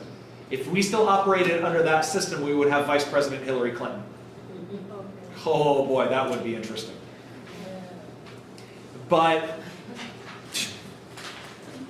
Trump or Hillary would probably be dead by now, because the other would have killed them in their sleep. Like, I bet you that's how it would have happened. Or wouldn't it be like Jefferson and Hamilton? Mm-hmm. It would be like Jefferson and Hamilton. All of Well, Hamilton was never president, but it would have been like Jefferson and his vice president, Aaron Burr. They hated each other. Oh. And Thomas Jefferson and John Adams were really good friends during the Revolution. But when they were working for the Washington administration, their friendship began to fray because their friendship, politics got in the middle of it. And politics has a tendency to ruin many friendships. I mean, one of my friends in California, I don't speak to him anymore since after the election. So, Are you there? well, he started calling me a Nazi. I was like, the fuck? So, yeah, he was a huge Hillary supporter. So, I magically went from just being a crazy right-winger to being a Nazi overnight. What the fuck? Okay, never mind. But yeah, politics has a tendency to ruin friendships, and the same thing happened to Adams and Jefferson. That's why it's recommended that you never discuss politics at a dinner table. I can't discuss politics with my sister. We'd kill each other. She's a Bernie bro. Give me strength. So their relationship began to fray when they worked under Washington, and then when Adams was elected, the first 2 years of the Adams administration were okay. Chilly, but cordial, because they still respected each other. But after the Alien and Sedition Acts were signed into law, Jefferson essentially looked at Adams and said, you have sold out everything that you risked your life for during the Revolution. You have become the enemy that you hated so much only 10 years ago. And they had a massive falling out, and they almost never spoke to each other for the duration of the presidency. And Jefferson ended up going behind Adams' back, and him and his chief of staff, James Madison, secretly wrote a couple of laws that were later passed by Virginia and Kentucky, called collectively the Kentucky and Virginia Resolutions, written in 1798 and 1799. They were both written by Jefferson and Madison. Now, in essence, the Virginia and Kentucky resolutions declared the Alien and Sedition Acts were unconstitutional, which the Sedition Act clearly was. But then went on and said, if the federal government does something that is unconstitutional, the states have the right to nullify those unconstitutional laws and not obey them. The Constitution has something in it called the Supremacy Clause. Have any of you ever heard of that? Supremacy clause? Yes. The supreme. Yeah, the Constitution is the supreme law of the land. What the Supremacy Clause essentially says is if a state government and if a state law and a federal law conflict, the state law is thrown out and the federal law is enforced. A couple of examples of that, recreational marijuana, which I believe New York just recently passed, right? It hasn't gone into effect yet. But I know Colorado allows it, Massachusetts allows it, a couple other states allow it. Consumption of marijuana is still a federal offense, but in certain states it's legal. Yeah. We'll look at Colorado because it's been on the books the longest in Colorado. Colorado was the first one to do it, and they did it during the Obama administration because the governor of Colorado at the time was a guy named John Hickenlooper, who was a Democrat and a close friend to Barack Obama. Now, the president's job is to enforce federal law, but the president does also get executive discretion to choose which laws to enforce and when. So Obama willingly turned a blind eye to law enforcement for marijuana usage because the Obama administration did not see that as a priority. He had other problems to worry about. Trump's former Attorney General, Jeff Sessions, looks at marijuana as the devil's oregano. So he was going after marijuana crimes left and right and letting other crimes not be enforced, right? So it depends on the policy of the president at the time, although the new Attorney General, I don't think, gives a shit about marijuana consumption. But Jeff Sessions did. So when the government of Colorado legalized marijuana for recreational consumption, technically, the Obama administration's Department of Justice was supposed to step in, sue Colorado in federal court, and get that law struck down so that the people of Colorado could not start, legally smoking dope. But that puts the people of Colorado in a very difficult situation. Because imagine you're a citizen of Colorado. You could be walking down the street, smoking a joint, and you will walk by a Colorado state trooper, say what's up, fist bump him, and continue on your day. You are not violating Colorado law. But if you walk by an FBI agent, they can technically arrest you. Why? Because it's a federal offense. The state is okay. The state's okay with it. The federal government isn't. So it's putting the citizens of Colorado in a situation to where they are obeying Colorado law, but breaking federal law. Would you want to be in that situation where you don't know which jurisdiction you're violating? No. I mean, how would you feel about that? If you're like, Jeff Sessions got into huge hot water about this because he was enforcing anti-marijuana legislation. And, marijuana dispensaries in Colorado were being broken up and busted. And people were like, whoa, I'm obeying Colorado law. And they'd be like, oh, but not the federal law. Here's a huge fine for you to pay. I mean, how do you think those business owners felt? They probably felt angry that the federal government was doing that, but they probably also felt betrayed that their state let it happen. Yeah. Because the state's saying, oh, don't worry, it's okay. Nothing will happen to you until the feds show up. That's not fair. That's not right. So, okay. But the Virginia and Kentucky resolutions kind of opened the door to that, saying, well, if federal law violates the Constitution, then state laws can ignore it, right? The real damage from the Virginia and Kentucky resolutions came out when they both said that the U.S. Constitution is a contract, not a legal framework. They essentially said it's a contract between the federal government and the states, or between the states and each other. And the Virginia and Kentucky resolution said that if the federal government violates its power or oversteps its authority, then the states have the right to leave the union because the federal government would have violated that contract. And we already know, contract law in New York, if you break the contract is void. So what did this mean? What was the long-term ramifications of the Virginia and Kentucky resolutions? In the short sight, it said Alien Sedition Acts are unconstitutional. Okay. Ignore unconstitutional laws. Okay. You can form your own country. Secession is okay. What touched off the Civil War? Secession. Yep. John Adams' presidency was completely destroyed by this. And it ruined his friendship with Thomas Jefferson. He felt so betrayed by Jefferson. They didn't speak to each other for 20 years after that. And they ended up repairing their relationship shortly after. Actually, they began repairing their relationship after both of them were out of politics, and out of politics for quite some time. A mutual friend of theirs suggested that they write each other letters. And then once they started writing each other letters, they managed to repair their relationship. And by the time they died, they were back to being like best friends, though they never saw each other again. They actually died on the same day, 4 hours away from each other. No way. On the 50th anniversary of the signing of the Declaration of Independence. Wow. So July 4th, 1826, Jefferson died, and then 4 hours later, Adams died. Oh, what best friends live together? I know, right? When did they die? Old age. They were ancient. These guys were so old. All right.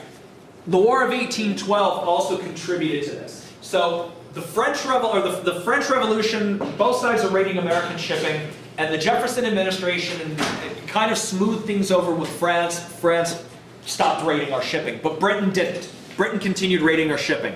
And this really pushed the U.S. to the brink of war and actually caused a war. This is a painting of the Battle of New Orleans. This right here, this is Andrew Jackson. So hey, keep that in the back of your head because we're going to talk about him. But the War of 1812 flared sectionalism again because northern merchants were trading with Britain. Britain was the biggest economy in the world. And the northerners wanted to find a peaceful solution to British raiding of our shipping because the northern merchants wanted to keep their trade lines intact and their trade agreements intact. But southerners saw the British actions as insulting to national honor and a violation of neutrality and demanded retribution. The problem is, both sides were right, and they both knew that they were right. Because it was a clear violation of neutrality. It was an insult to the national integrity and sovereignty of the United States. But at the same time, if you go to war with Britain, you destroy your economy.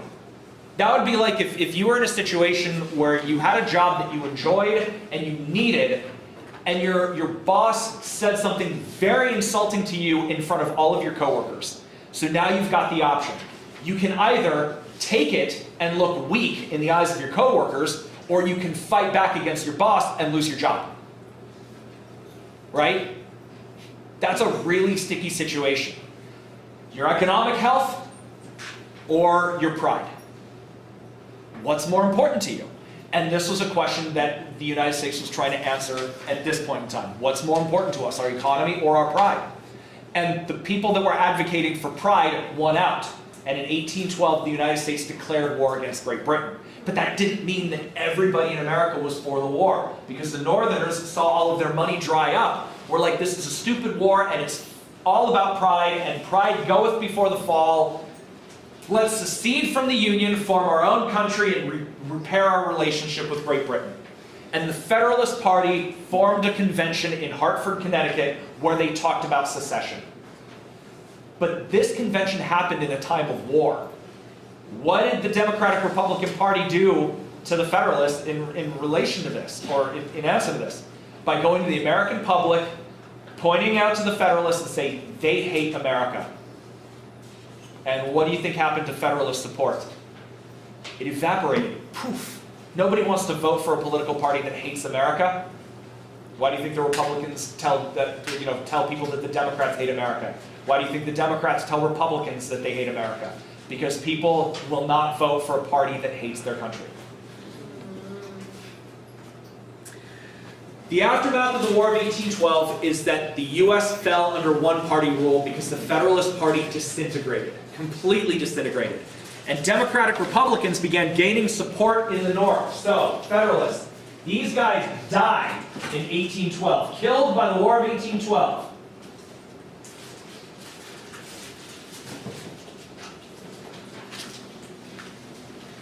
The Federalist Party did not survive the War of 1812. They broke up just a couple of years later, completely dissolved. No presidents. They didn't get anybody elected. The party just died.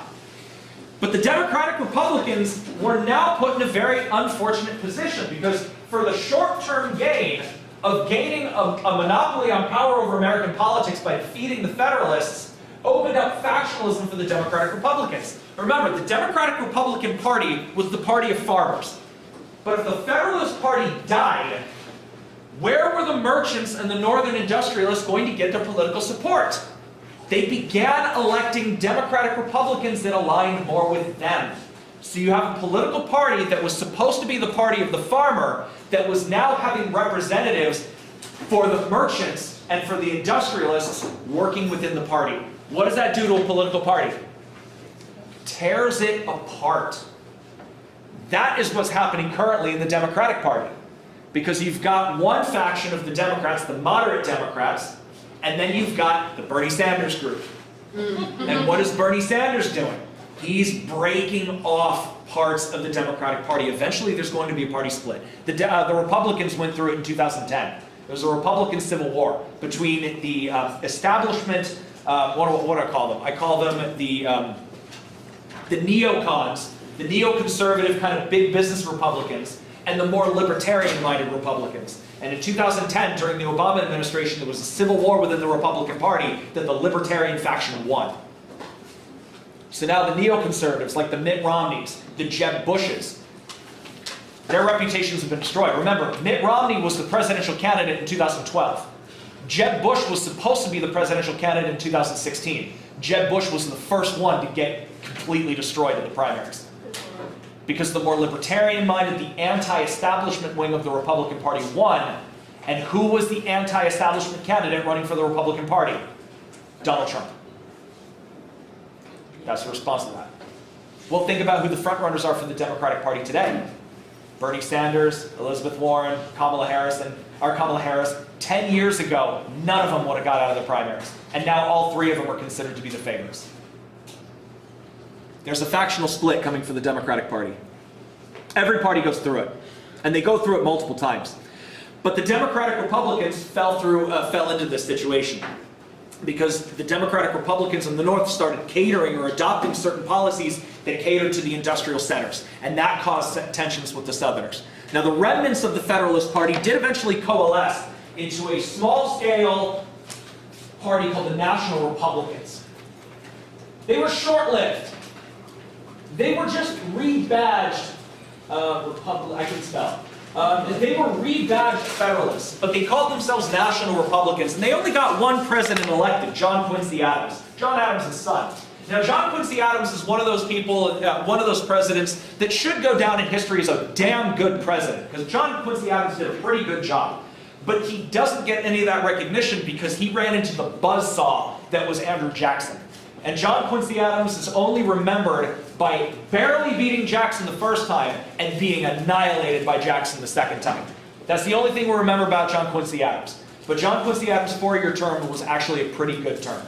The budget was balanced, infrastructure spending went up, and all of the foundational framework for the U.S. to become an industrial power was built by John Quincy Adams. The Erie Canal was built under the Quincy Adams administration. He did a pretty good job. But the presidencies of James Monroe and then later John Quincy Adams enjoyed a post-war economic boom after the War of 1812 ended and a general feeling of national unity. On the surface, everything was great, and we call it the era of good feelings. Americans were like, we went toe-to-toe with Britain for the second time, and we won. This is awesome. Feel great to be American. There's a surge of nationalism. Under the surface, however, the political tensions within the Democratic-Republican Party were tearing it apart. And the Democratic-Republican Party started to disintegrate during their period of time during one-party rule. It's weird how American politics works out, but each party, even though they seek to destroy each other, they need each other. The U.S. was spared from party politics for a time, but the government itself nearly tore apart. That all came to an end with this man, Andrew Jackson. What do you all know about Andrew Jackson?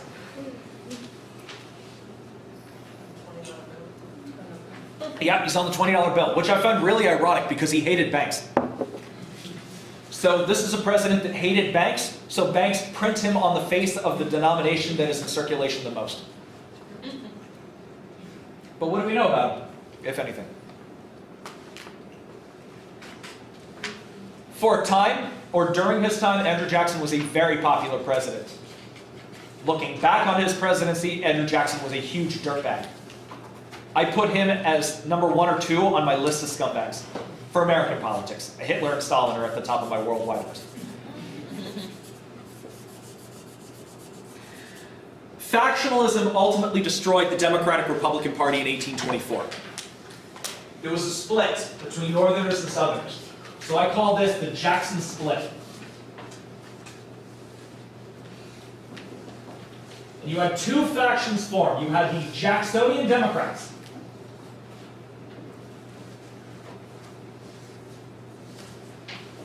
The Jacksonian Democrats exist in the Democratic Party today. The Democratic Party today is still the Jacksonian model. But then you had another group of people called the Jeffersonians.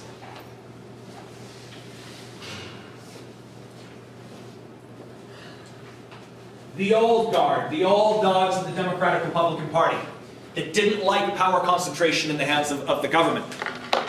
Southerners rallied around Andrew Jackson, who was a war hero of the War of 1812, and formed a populist wing of the Democratic Republican Party. Jackson is known as a populist. Does anybody know what populism is? When a politician appeals to the masses. That is called populism. Donald Trump is considered a populist. Andrew Jackson was a populist. Andrew Jackson broke the mold of American politics in 1824 because of his populism. The founders of the American government did not trust the common man. They did not trust common voters at all. They agreed with the Enlightenment that commoners should have the ability to hold power.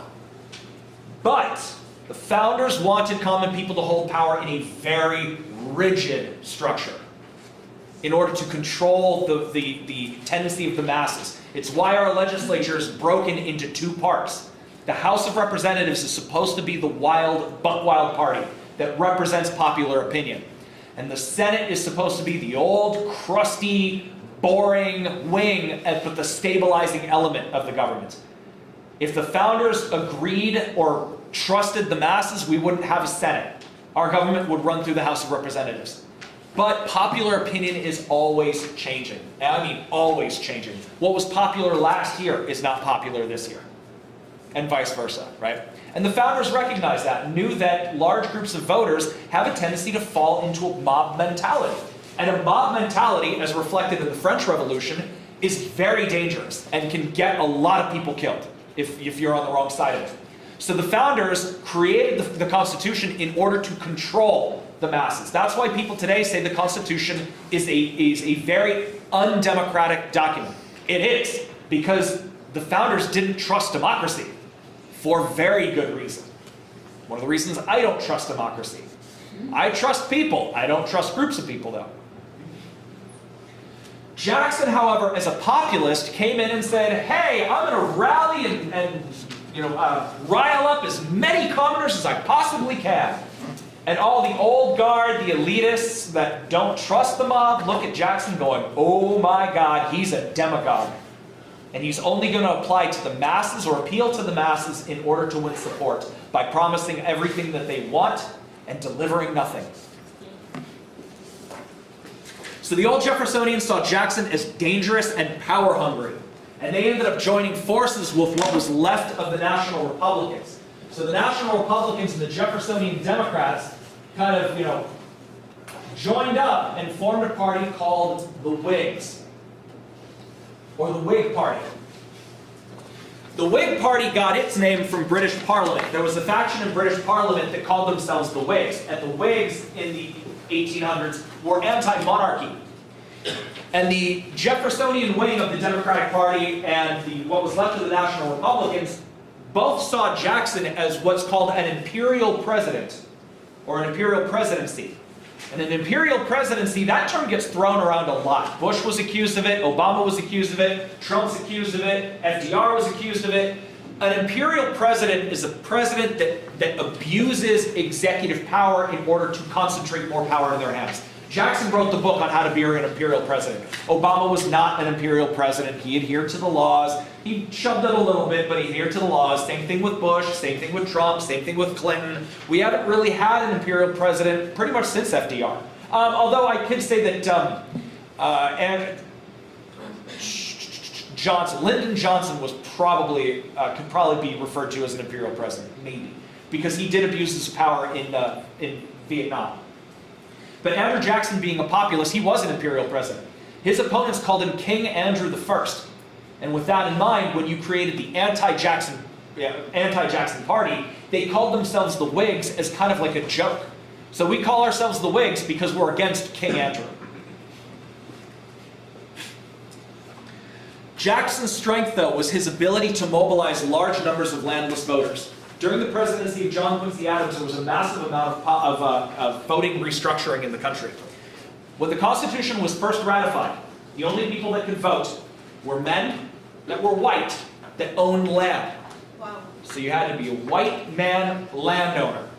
You could not be just a white man. You had to own land in order to vote. So a very small percentage of the population was allowed to vote. And that was supposed to be a check on the masses. Because people who own land are the ones who own taxes. Who has the right to vote for tax policies? People who pay them, right? That's the general consensus. That's another reason why tax policy is so controversial in American politics, because people who sometimes will vote for tax increases are the ones who won't pay it.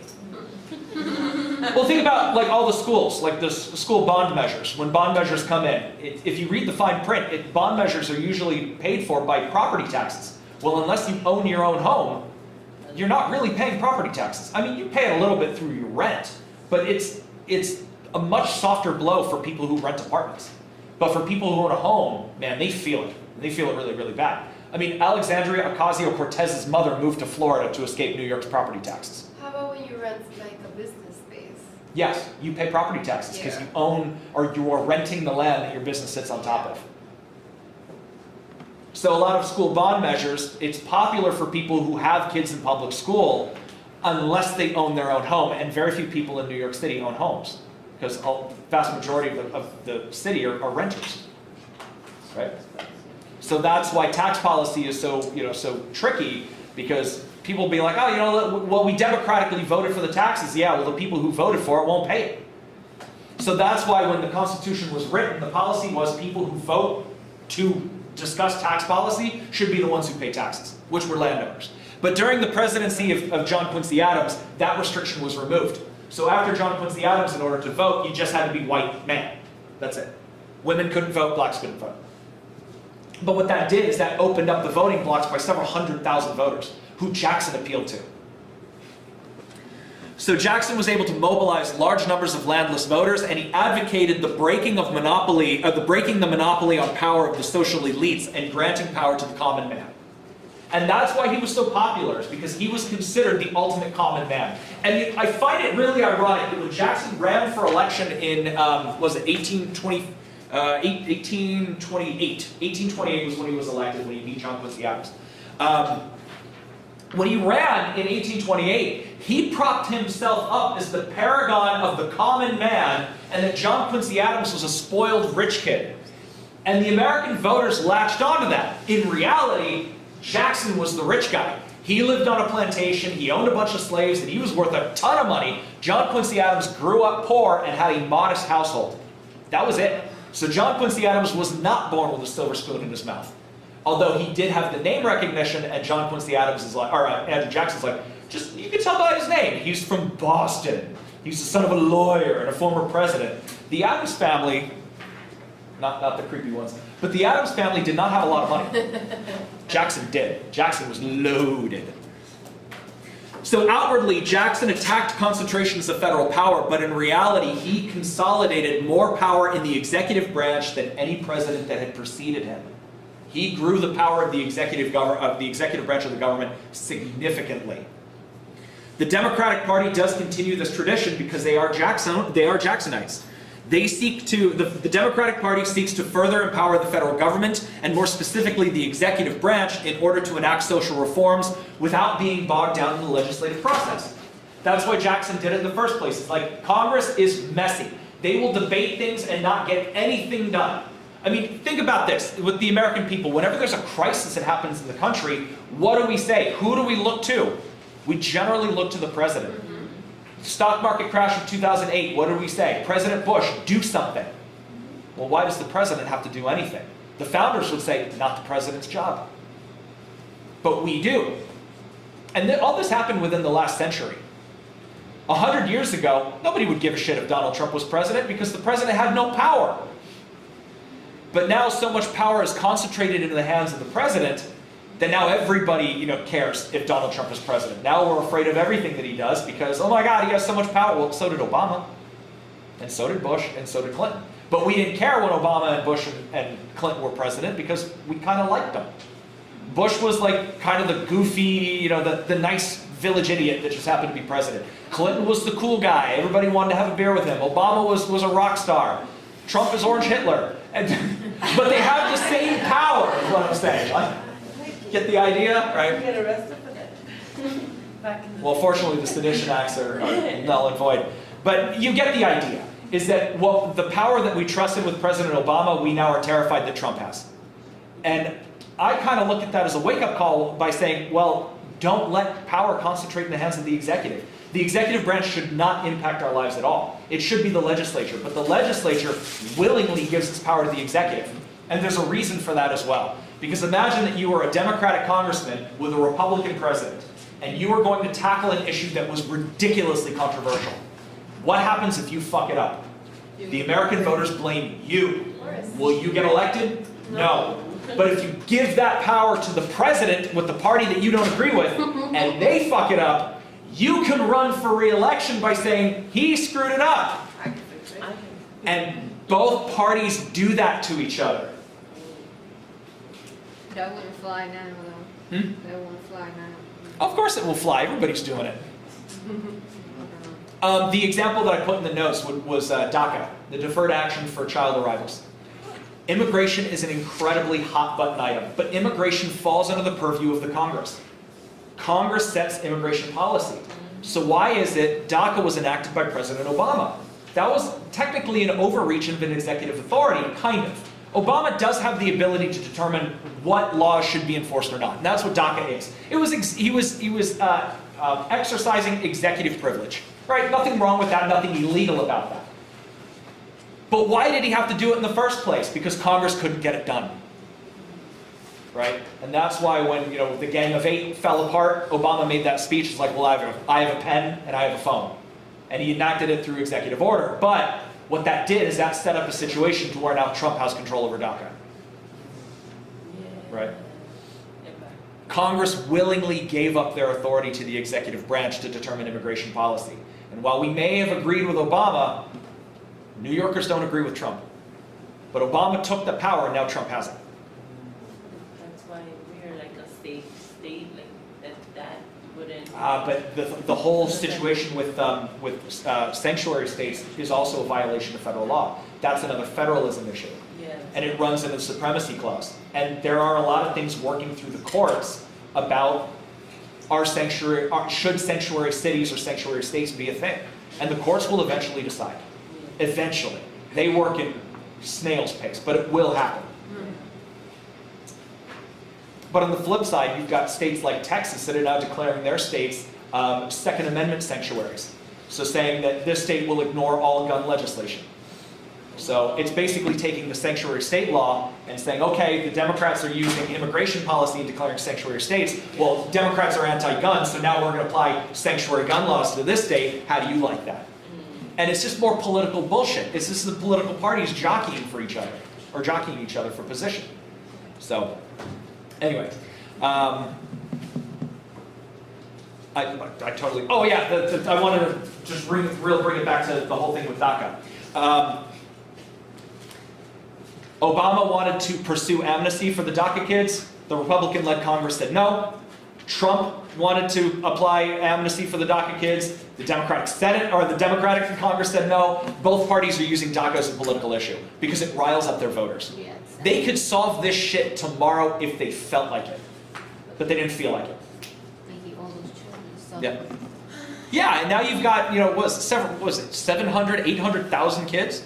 They're all teenagers now, or they're in their low 20s, that their whole status is now up in the air. And now it happened yesterday, the day before. The 11th Circuit Court of Appeals has now come in and said DACA recipients cannot receive student financial aid because they're technically not legal. So just fuck their futures. Yeah, but that's because Congress is playing politics with their lives. There are DACA recipients that are now voting Republican because they feel like they've been screwed over by the Democrats. Or not voting because they can't vote, but they're now supporting Republicans. Some of them are pretty high profile. But it's the two parties playing against each other and we're caught in the middle. It's politics 101, it's divide and conquer. Why solve a crisis when you can use it to get elected the next year? Right? Yeah, that's all it's about. It's all what it's about. I told you today was going to be controversial. All right, back to Jackson. I did want to touch base about Jackson and his imperial presidency with the nullification crisis of 1832. So Jackson loved power. President Jackson imposed a protectionist tariff to aid American industry in 1832. And this piggybacked a tariff that was put in place in 1828. The tariff of 1828 was called the Tariff of Abominations. So you could get the idea that people did not like this tariff. South Carolina relied very heavily, though, on imports. So both of these tariffs just wrecked the South Carolina economy. So South Carolina passed the nullification ordinance of 1832, which declared both tariffs to be unconstitutional. Well, you don't challenge Jackson's authority. Who do you think you are? So President Jackson, who was upset that South Carolina would challenge his authority, got Congress to pass the Force Act, or the Force Bill of 1833, which would have granted unilateral power to President Jackson to put together an army to invade South Carolina. Jackson's army was supposed to be 50,000 men. Henry Clay, who was a criminally underrated statesman in American politics, he never got to be president, but he was one of the finest senators we've ever had. This guy knew how to negotiate. He forged a compromise that South Carolina agreed to. The tariff was gradually reduced, South Carolina repealed their nullification ordinance, and then Jackson backed down. Henry Clay should be on one of our dollar bills, although I understand that Harriet Tubman is going to be on the 20, right? That's a good choice as well. South Carolina then nullified the Force Bill as a symbolic gesture. But what is the situation that you can get, or what's the takeaway that you can get from the nullification crisis? That one, South Carolina was willing to go to war over what they thought was an unconstitutional law. The executive branch was willing to go to war to enforce federal law. And on top of that, you've got nullification, and you've got the idea that secession is okay. South Carolina was the first state that seceded during the Civil War. You're starting to put those pieces together now, right? Okay. Now as for slavery, slavery was the catalyst that ignited all other brewing tensions between the North and South, because as long as slavery was economically viable, people chose to ignore it. It was too controversial, there were no clear solutions, and it was just too emotional an issue to discuss. I mean, it got to the point in the 1850s where legislators were beating the shit out of each other on the Senate floor over slavery. Yeah, it's called the caning of Charles Sumner. I didn't put that picture up here, but there was I can't remember the name of the guy who did it. But Charles Sumner was a senator from Massachusetts. Oh, Preston Brooks, that's who did it. Charles Sumner was a senator from Massachusetts who was a fierce abolitionist, and he insulted Congressman Preston Brooks' father, because Preston Brooks and his father were from the South. So Preston Brooks, answering this personal slight against his father, walked into the Senate chamber while Charles Sumner was giving a speech and beat the ever-loving shit out of him with his cane. Put the guy in the hospital. Almost killed him. And it was all over the slavery issue. And that marks the end of the end of political discourse, of friendly discourse. So once Preston Brooks beat the crap out of Charles Sumner, the writing was on the wall that if the slavery issue was going to be decided, it was going to be decided through violence. And that happened, I believe, in 1856. You may have to look that up. Anyway, as for slavery, the North were also massive hypocrites in the whole issue with slavery, because while the entire North did successfully abolish slavery by 1804, the North was still benefiting from slavery in the South. This is a huge typo on your slides. Where it says Southern banks, that should be Northern banks. Look for the slide that says Northern hypocrisy. So change Southern banks to Northern banks. On the second point. Northern banks sold slavery insurance policies to slaveholders in the South, and then compensated those slave owners in the event their slaves escaped. So a plantation owner in Alabama could go to the Bank of New York, buy an insurance policy on their slaves, and then if their slaves escaped, reach out to the Bank of New York, and the Bank of New York would reimburse them so they could go out and buy new slaves. It's like auto insurance, but for slavery. Why do we have to talk about this? What's up? I said, why do we have to talk about this? It was in the syllabus, and it's part of the requirements. I know, it's so screwy. Yes? It's supposed to be northern banks? It's supposed to be Northern banks. Northern banks were selling insurance policies. Southern banks were doing it too. But I'm trying to point out the Northern hypocrisy, that the North were active participants in this. And also Northern textile mills relied very heavily on the cotton production in the South.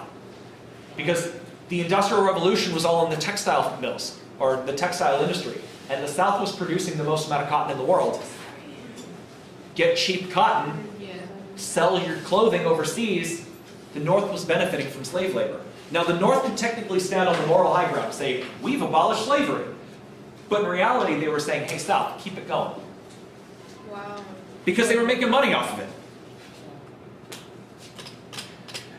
I want to make a quick tangent real fast, because I do want to talk about the impact of African Americans in American history, because it's something that gets glossed over a lot in American history, which is not fair.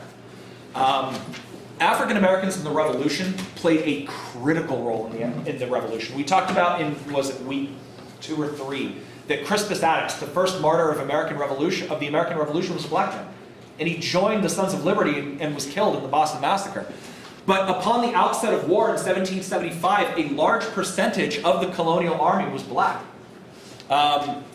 Some were slaves that were conscripted on behalf of their masters. You know, the masters wanted to get involved in the war, but were they either too sick, or they were infirm, or they were too old, or they were just plain scared of getting killed, so they would enlist their slaves on their behalf.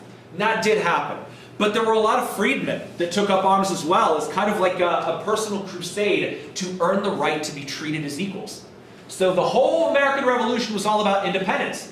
We had African Americans that were living here saying, well, I'm treated like a second-class citizen, so I'm going to join the war, join the army, show my dedication to the cause, and maybe people will start treating me like a human being.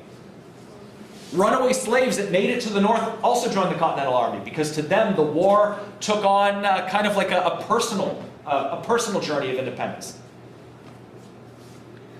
Southern delegates, however, were terrified at the idea of arming slaves and then teaching them how to fight.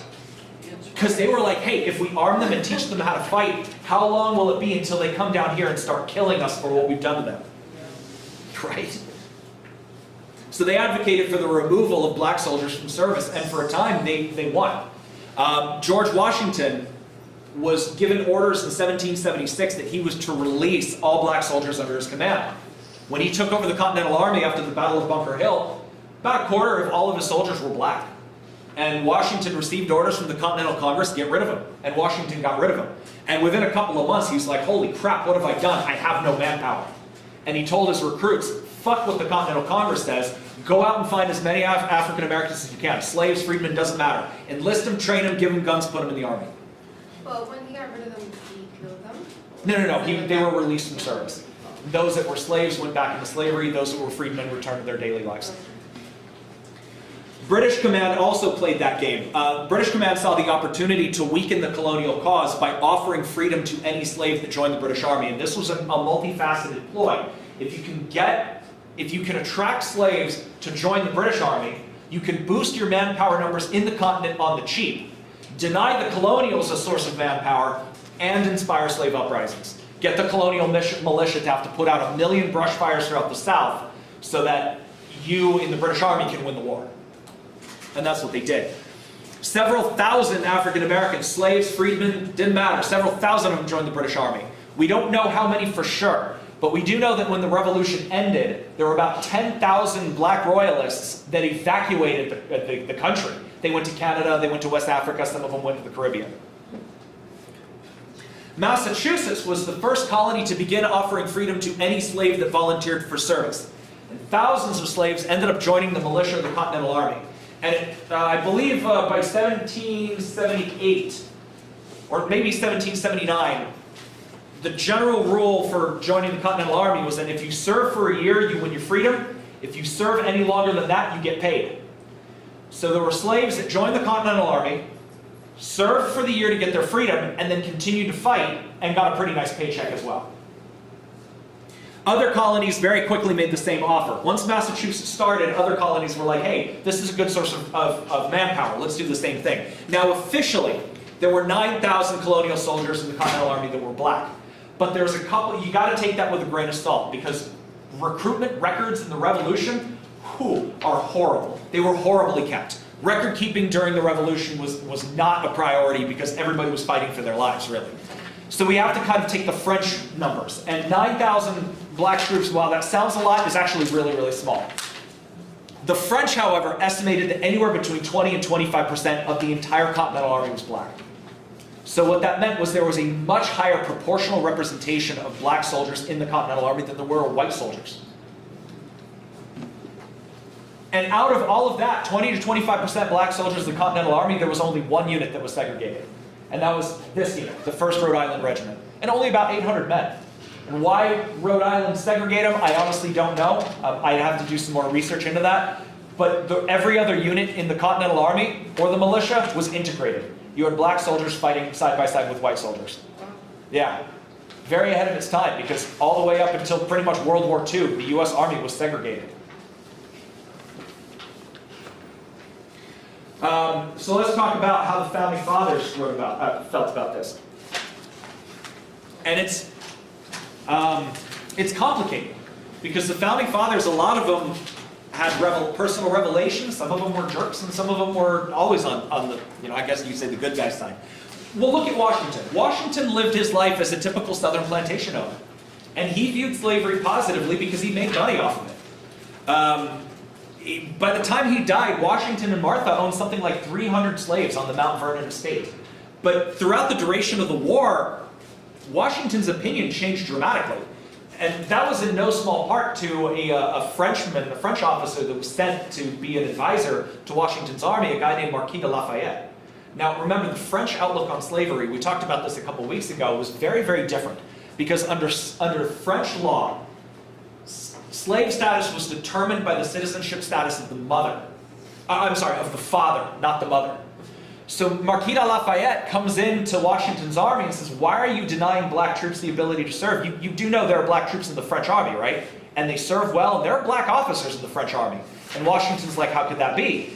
And Lafayette was like, because their fathers were free, so they're free. And then Washington was like, oh crap, in America, in the British government, we have the status of the mother. So the fathers were never free. It didn't matter if the father was free, the children were always slaves. So that kind of changed Washington's opinion dramatically. And Washington began asking himself a lot of questions, and once again, because of Lafayette, and also because of himself. The main question was, how can you claim to fight for freedom while keeping another group of people in chains? And Washington's like, wow, I'm full of shit. So Washington and his wife owned 300 slaves by the time he died. He stopped selling them in 1778 because, this is only 2 years into the Revolution. He's like, you know what, Martha, don't sell anymore because we're breaking up the families. So he stopped selling slaves to break up the families, and he also justified it to a couple of his friends that he stopped selling his slaves because he couldn't guarantee that the new masters would treat them benevolently. Washington was kind of like, if I own them, I know how I treat them. I cannot guarantee that other people will treat them well. And a lot of slave owners justified it like this. And you even had some real dickish slave owners that were like, I treat them so well. And really they didn't. But Washington had a personal valet, a guy named William Lee. He was known as Billy Lee in the Continental Army. Billy Lee was looked at as an extension of Washington's family. He went everywhere with him. Among the Virginia elites, there was kind of like this, I guess you could say a joke, or maybe some braggadocious thing. Everybody in Virginia said that Washington was the greatest horseman in Virginia, and the second greatest was Billy Lee, because wherever Washington went, Lee went. During the Revolution, though, Washington came to find slavery disgusting, though he stayed quiet about it, because it was a controversial issue. And Washington, being a Southerner, knew that the Southerners were not going to be as open to it. And he didn't bring it up while he was president because he didn't want to flare sectarian tensions that were already tearing at the country. However, in Washington's will, he did free all of his slaves. He wanted to free them while he was still alive, but he didn't have the money to do it. Because it is a legal process, and you have to pay for it. However, when Washington died, he put in his will that his entire estate was to be liquidated, and the money that came from selling the land and the property was then to go to emancipate the slaves, which all of them were freed within a calendar year. Washington's inheritors ended up not getting a whole lot of money, because most of the money went to the emancipation of Washington and Martha's slaves. And that's why the Mount Vernon estate is not maintained intact, because it was all broken up and sold out. Jefferson, on the other hand, he was definitely a lot more philosophical about the slavery issue, but he was also a lot more hypocritical as well. Jefferson owned 200 slaves at the time of his death. He looked at slavery as a way, or he thought that slavery corrupted both slave and master. Jefferson was a devout Christian. And anybody that reads the Bible, especially the book of Exodus, knows that God says slavery is evil. And Jefferson was like, wow, I'm full of shit. He also wanted to free his slaves, but Jefferson also inherited the debts of his father and racked up his own personal debts, so Jefferson never had the money to do it. As president, though, he did try to outlaw slavery in the territories. That measure failed to pass Congress by 1 vote. If that measure went through, the Civil War never would have happened. Yep, we were 1 vote away from avoiding the Civil War during the Jefferson administration. Yes? But why did he feel that the slavery corrupted the master? Because he essentially said that the slave itself is reduced in humanity, and then the slave master profits from that reduction of humanity. So it stains the soul of both master and slave. That the slave is reduced to something below humanity, and the master benefits from that, which also taints their own soul. So he was a lot more philosophical on the issue. In retirement, Jefferson also drafted a plan for the U.S. government to purchase the freedom of all slave children, I believe under the age of 12, and then educate them and then send them to Santo Domingo, which became the Dominican Republic. That was proposed in 1824. That didn't go anywhere either. But Jefferson personally had a long-term relationship with one of his slaves, a woman named Sally Hemings. Sally Hemings was the half-sister of Jefferson's dead wife. So when Jefferson's wife died, this was coming back in the day, he started sleeping with her sister. Now, Sally Hemings was a slave, though. So Jefferson's wife, her father was also Sally Hemings' father. But he had the affair with a slave. So that's why Sally Hemings herself was a slave, even though she was 3/4 European. Phenotype, she'd look white. But legally, under the American system, she was a slave. And all of her children from Jefferson were too. Even though they were, what, 7/8 white, something like that? So 4 children did survive to adulthood, even though Jefferson and Sally had 6. 2 of them died in infancy. Jefferson turned a blind eye when 2 of them ran away, and then the other 2, he purchased their freedom and freedom outright. When Jefferson died, his will freed 3 other slaves on the plantation. It was kind of it was customary in the South to free the 3 eldest slaves on a plantation.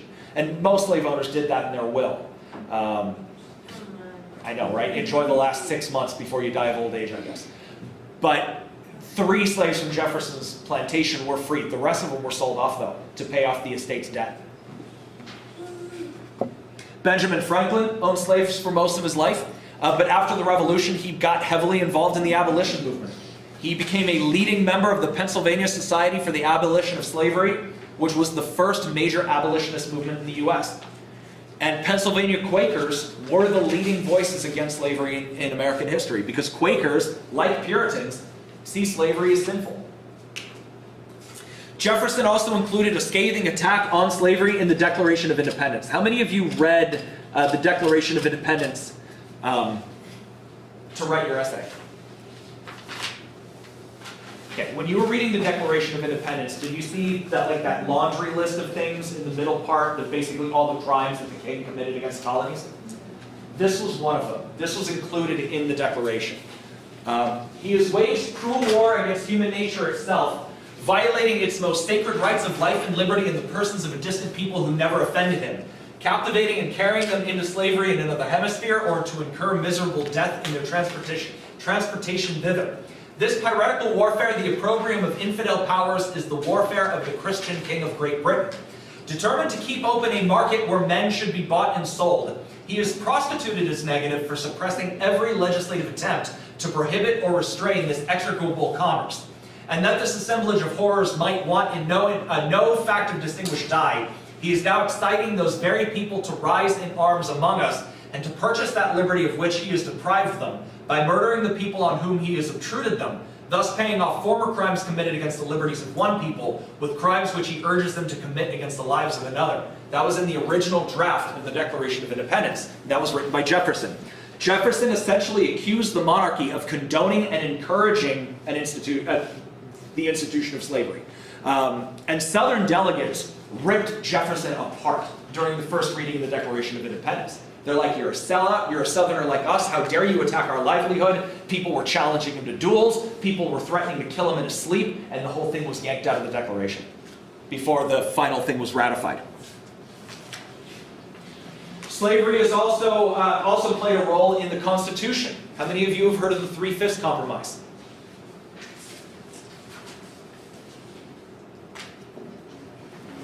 How many of you ever heard that the Constitution defines slaves as 3/5 of a person? Okay. We get that from the 3/5 compromise, although that is incorrect in its interpretation. The 3/5 compromise did not define slaves as 3/5 of a person. Only the census would have done that, and the census did not count slaves as 3/5. They counted 1 for 1. The 3/5 compromise had everything to do with congressional representation.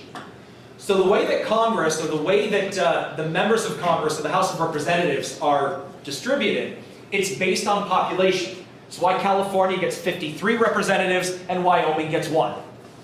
Because not a lot of people live in Wyoming. It also affects the Electoral College. Population density. Every 10 years, the country has a census where the entire population of the country is counted up. And then it's divided up by 435 so that each district would be represented within the same relative population by 1 representative. Southern states wanted to count their slaves for this population threshold. The Northerners didn't agree. The Northerners are like, why should we count your slaves for congressional representation when they don't pay taxes and they don't vote? But because of the population disparity between the North and the South wanted to count their slaves because if they counted their slaves, that would give them more representation in the House of Representatives. So they fought about it, and they fought for a long time about it. And the 3/5 compromise was the North caving, and essentially saying you can count 60% of your slave population toward that population threshold in order to determine distribution of representatives. But the caveat was that they were also going to count 60% of the slave population to determine a state's tax burden, which slaves don't pay taxes. So the 3/5 compromise, the South got more representation at the cost of paying higher taxes. But that was in the Constitution. You also had a 20-year protection placed on slavery in the Constitution. That was Article 6 or 7, essentially saying no law pertaining to slavery will be brought up for the next 20 years. Now, the founders were gambling on that. Southerners were hoping that after 20 years, slavery would become so ingrained in American society that it would be economic suicide to attack it. Northerners were thinking that within 20 years, a solution will have been found to slavery. Really what it was the founders were kicking the can down the road for the next generation of politicians to have to deal with it. No one looked at it for 20 years. No debates were held. And then when that protection expired, everybody went to war over slavery. Abolition became a trendy topic in the North because Northerners could claim the moral high ground, but even Southerners began speaking of abolition on moral grounds. But I want to add a very, as strong a caveat to this as I possibly can. The Deep South did not talk about this. This was all in the North, the northern part of the South. This is in like Maryland, Missouri, that kind of thing, where the population was a little bit mixed. But some Southerners were talking about abolition. Middle states, like Missouri, like Maryland, like Delaware, were more likely to embrace abolition. One, because Quakers were migrating out of Pennsylvania and moving south into Maryland. And miners in the western part of Virginia, mining does not support slavery. So the miners in what's now West Virginia, it was part of the state of Virginia, were advocating against slavery because they didn't benefit from it and they didn't think it was right. And then Missouri and Kentucky, same thing, because you had the mixed economy in Missouri and Kentucky, half farming, half ranching. The population of freedmen in states like Missouri and Maryland spiked from 1% to 10% between 1790 and 1810. So the number of free blacks living in Maryland jumped up tenfold within that 20-year window. Jefferson led Virginia to become the first state in the U.S. and one of the first jurisdictions in the world to outlaw the importation of slaves in 1778. Slave traders could not bring slaves in or out of the state or from overseas. Only migrants to Virginia could bring their slaves. So what that meant is, if you were a slave trader going into Virginia, you broke the law. If you were, a merchant from Maryland that temporarily brought their slaves into Virginia, you broke the law. If you were from South Carolina and you moved to Virginia, you could bring you could bring your slaves. But all slaves brought into Virginia in violation of the state restrictions were automatically freed. Wow. Yeah. And a lot of people were like, hey, what are you doing with my slave? Oh, you broke the law. We're freeing them. What? You can't do that. Read the law. International slave trade. Denmark became the first country in the West to ban slavery in 1792, though that ban went into effect in 1803. Britain banned slavery in 1807 and assembled a naval task force to patrol the African coast and seize slave ships. Part of it was international politics. Napoleon was still benefiting from the slave trade because of his alliance with Portugal. So the British were like, cut off the slave trade from Portugal, deny Napoleon a source of revenue. But another thing was, abolition was trending in Britain. British law proclaimed slavery to be akin to piracy and thus punishable by death. So any slave ship that was seized by the British, their crews were hanged. By 1850, this task force was comprised of 25 warships, which is a pretty significant number given the size of the British Navy. And between 1807 and 1860, this task force seized 1,600 slave ships, freeing over 150,000 slaves and executing several hundred slavers. France abolished the slave trade in 1814, though that became effective in 1819. The US Congress and President Jefferson passed a ban on the international slave trade with the Act prohibiting importation of slaves. That was signed into law on March 2nd, 1807. It went into effect on January 1st, 1808. The domestic slave trade, however, was left untouched. And as long as the domestic slave trade was left untouched, the slave population continued to grow. So it was illegal to import slaves into the United States from West Africa. It said nothing about the Caribbean. And the vast majority of slaves that made it into America came from the Caribbean. In 1790, the slave population in America was estimated at 700,000. By 1860, 4 million. Slavery almost died out in the 1790s because of the lack of profitability of tobacco, and cotton cultivation was very labor intensive, and the profitability just wasn't there. But when Eli Whitney invented the cotton gin in 1793, it sped up the cultivation of cotton, and slavery exploded again.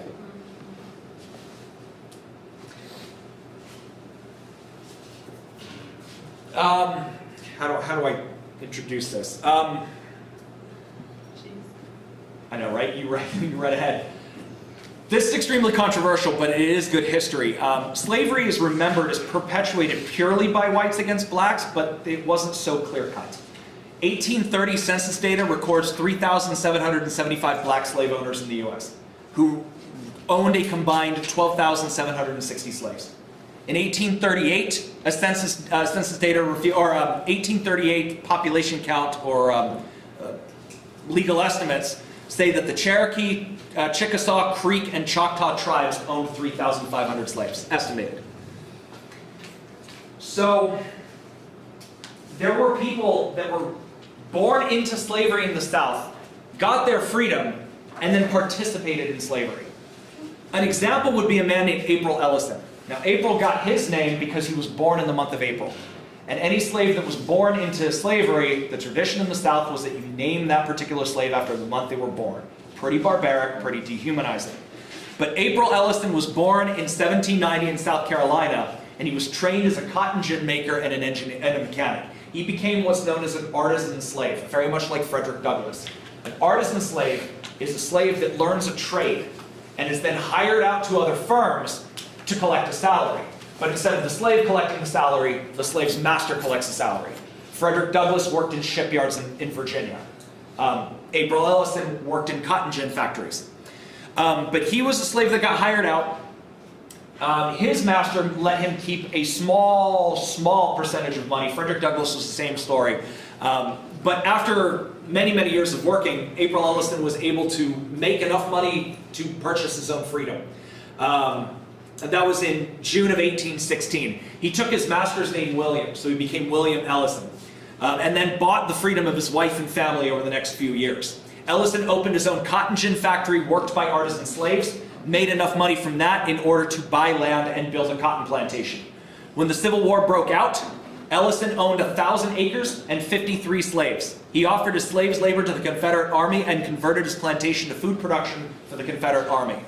All three of Ellison's sons tried to join the Confederate Army. All three of them were turned down because of their race. When the Confederacy collapsed, Ellison had invested so heavily in the Confederate economy that when the Confederacy collapsed, he went bankrupt. His family was left completely destitute.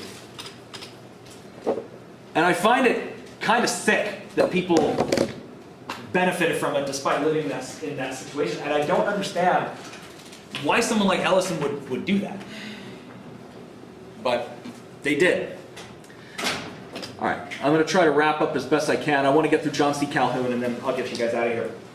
Oops. Missouri Compromise.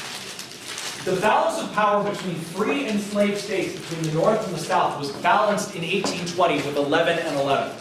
11 free states and 11 slave states. Both the North and South wanted to keep this balance intact, because the way the Senate operates is each state sends 2 senators to the Senate. And if you've got 11 and 11, the Senate is split evenly, which means if another state entered the Union as a slave state, that would upset the balance of power and grant more political power to the Southerners.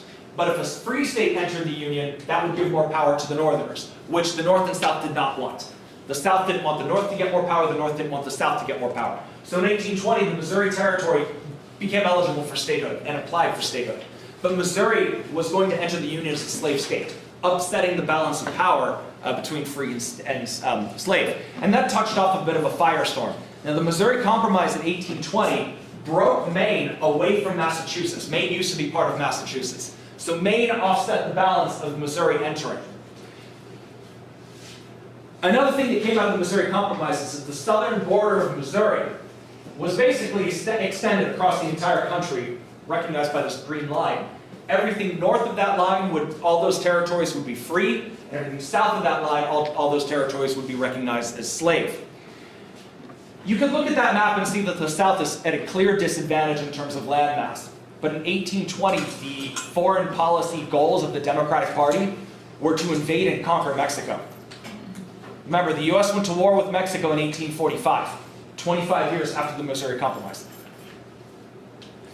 So the Democratic Party had aspirations of taking over parts of the Caribbean, taking over Mexico, taking over parts of Central and South America. So to the Democratic Party that looked at the Missouri Compromise map, they're like, okay, fine, we'll give this to the North, but we'll get the rest of the continent to ourselves. And that's why the Missouri Compromise line map looks the way it does. The last thing that I want to talk about is Nat Turner's Rebellion, because this is the real turning point that killed any hope of an abolition movement in the South. How many of you know about Nat Turner's Rebellion? Nat Turner worked on a plantation that had a particularly sadistic overseer. And one day, Nat Turner had enough and killed the guy. And that started a slave uprising on the plantation that then spilled over to the neighboring plantations.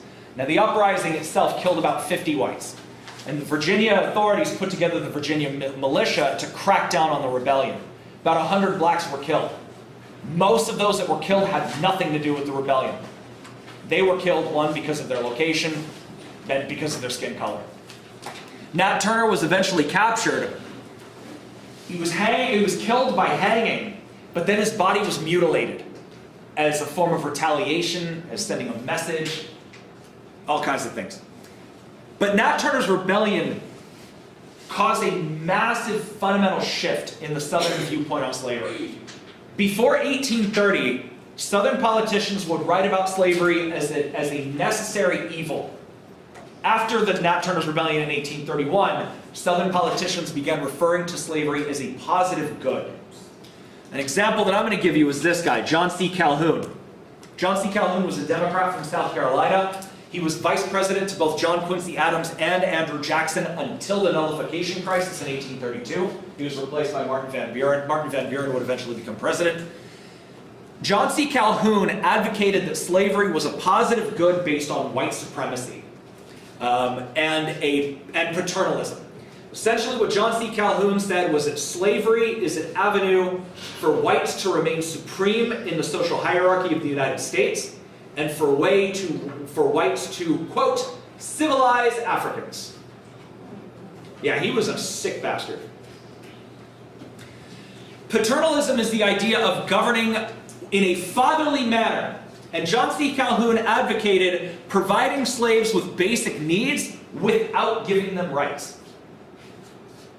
or responsibilities. He also argued that slavery was key to American success, that increased slave ownership decreased the likelihood of social conflicts based on monetary wealth. John C. Calhoun looked at Southern society and wanted to apply it to the entire country. Because this is what Southern society broke down to. You had the ultra-rich, the super-elite landowners, only about 10% of the population. Then you had the yeoman class, which were the poor whites, between 80 and 90% of the population that were dirt broke. You would think that if that kind of wealth disparity, the yeoman class would fight against the wealthy land elites. But they didn't. Because the wealthy land elites and the yeoman class were both united in suppressing the slaves. And John C. Calhoun was like, hey, this model works. This model's great. Apply it for the whole country.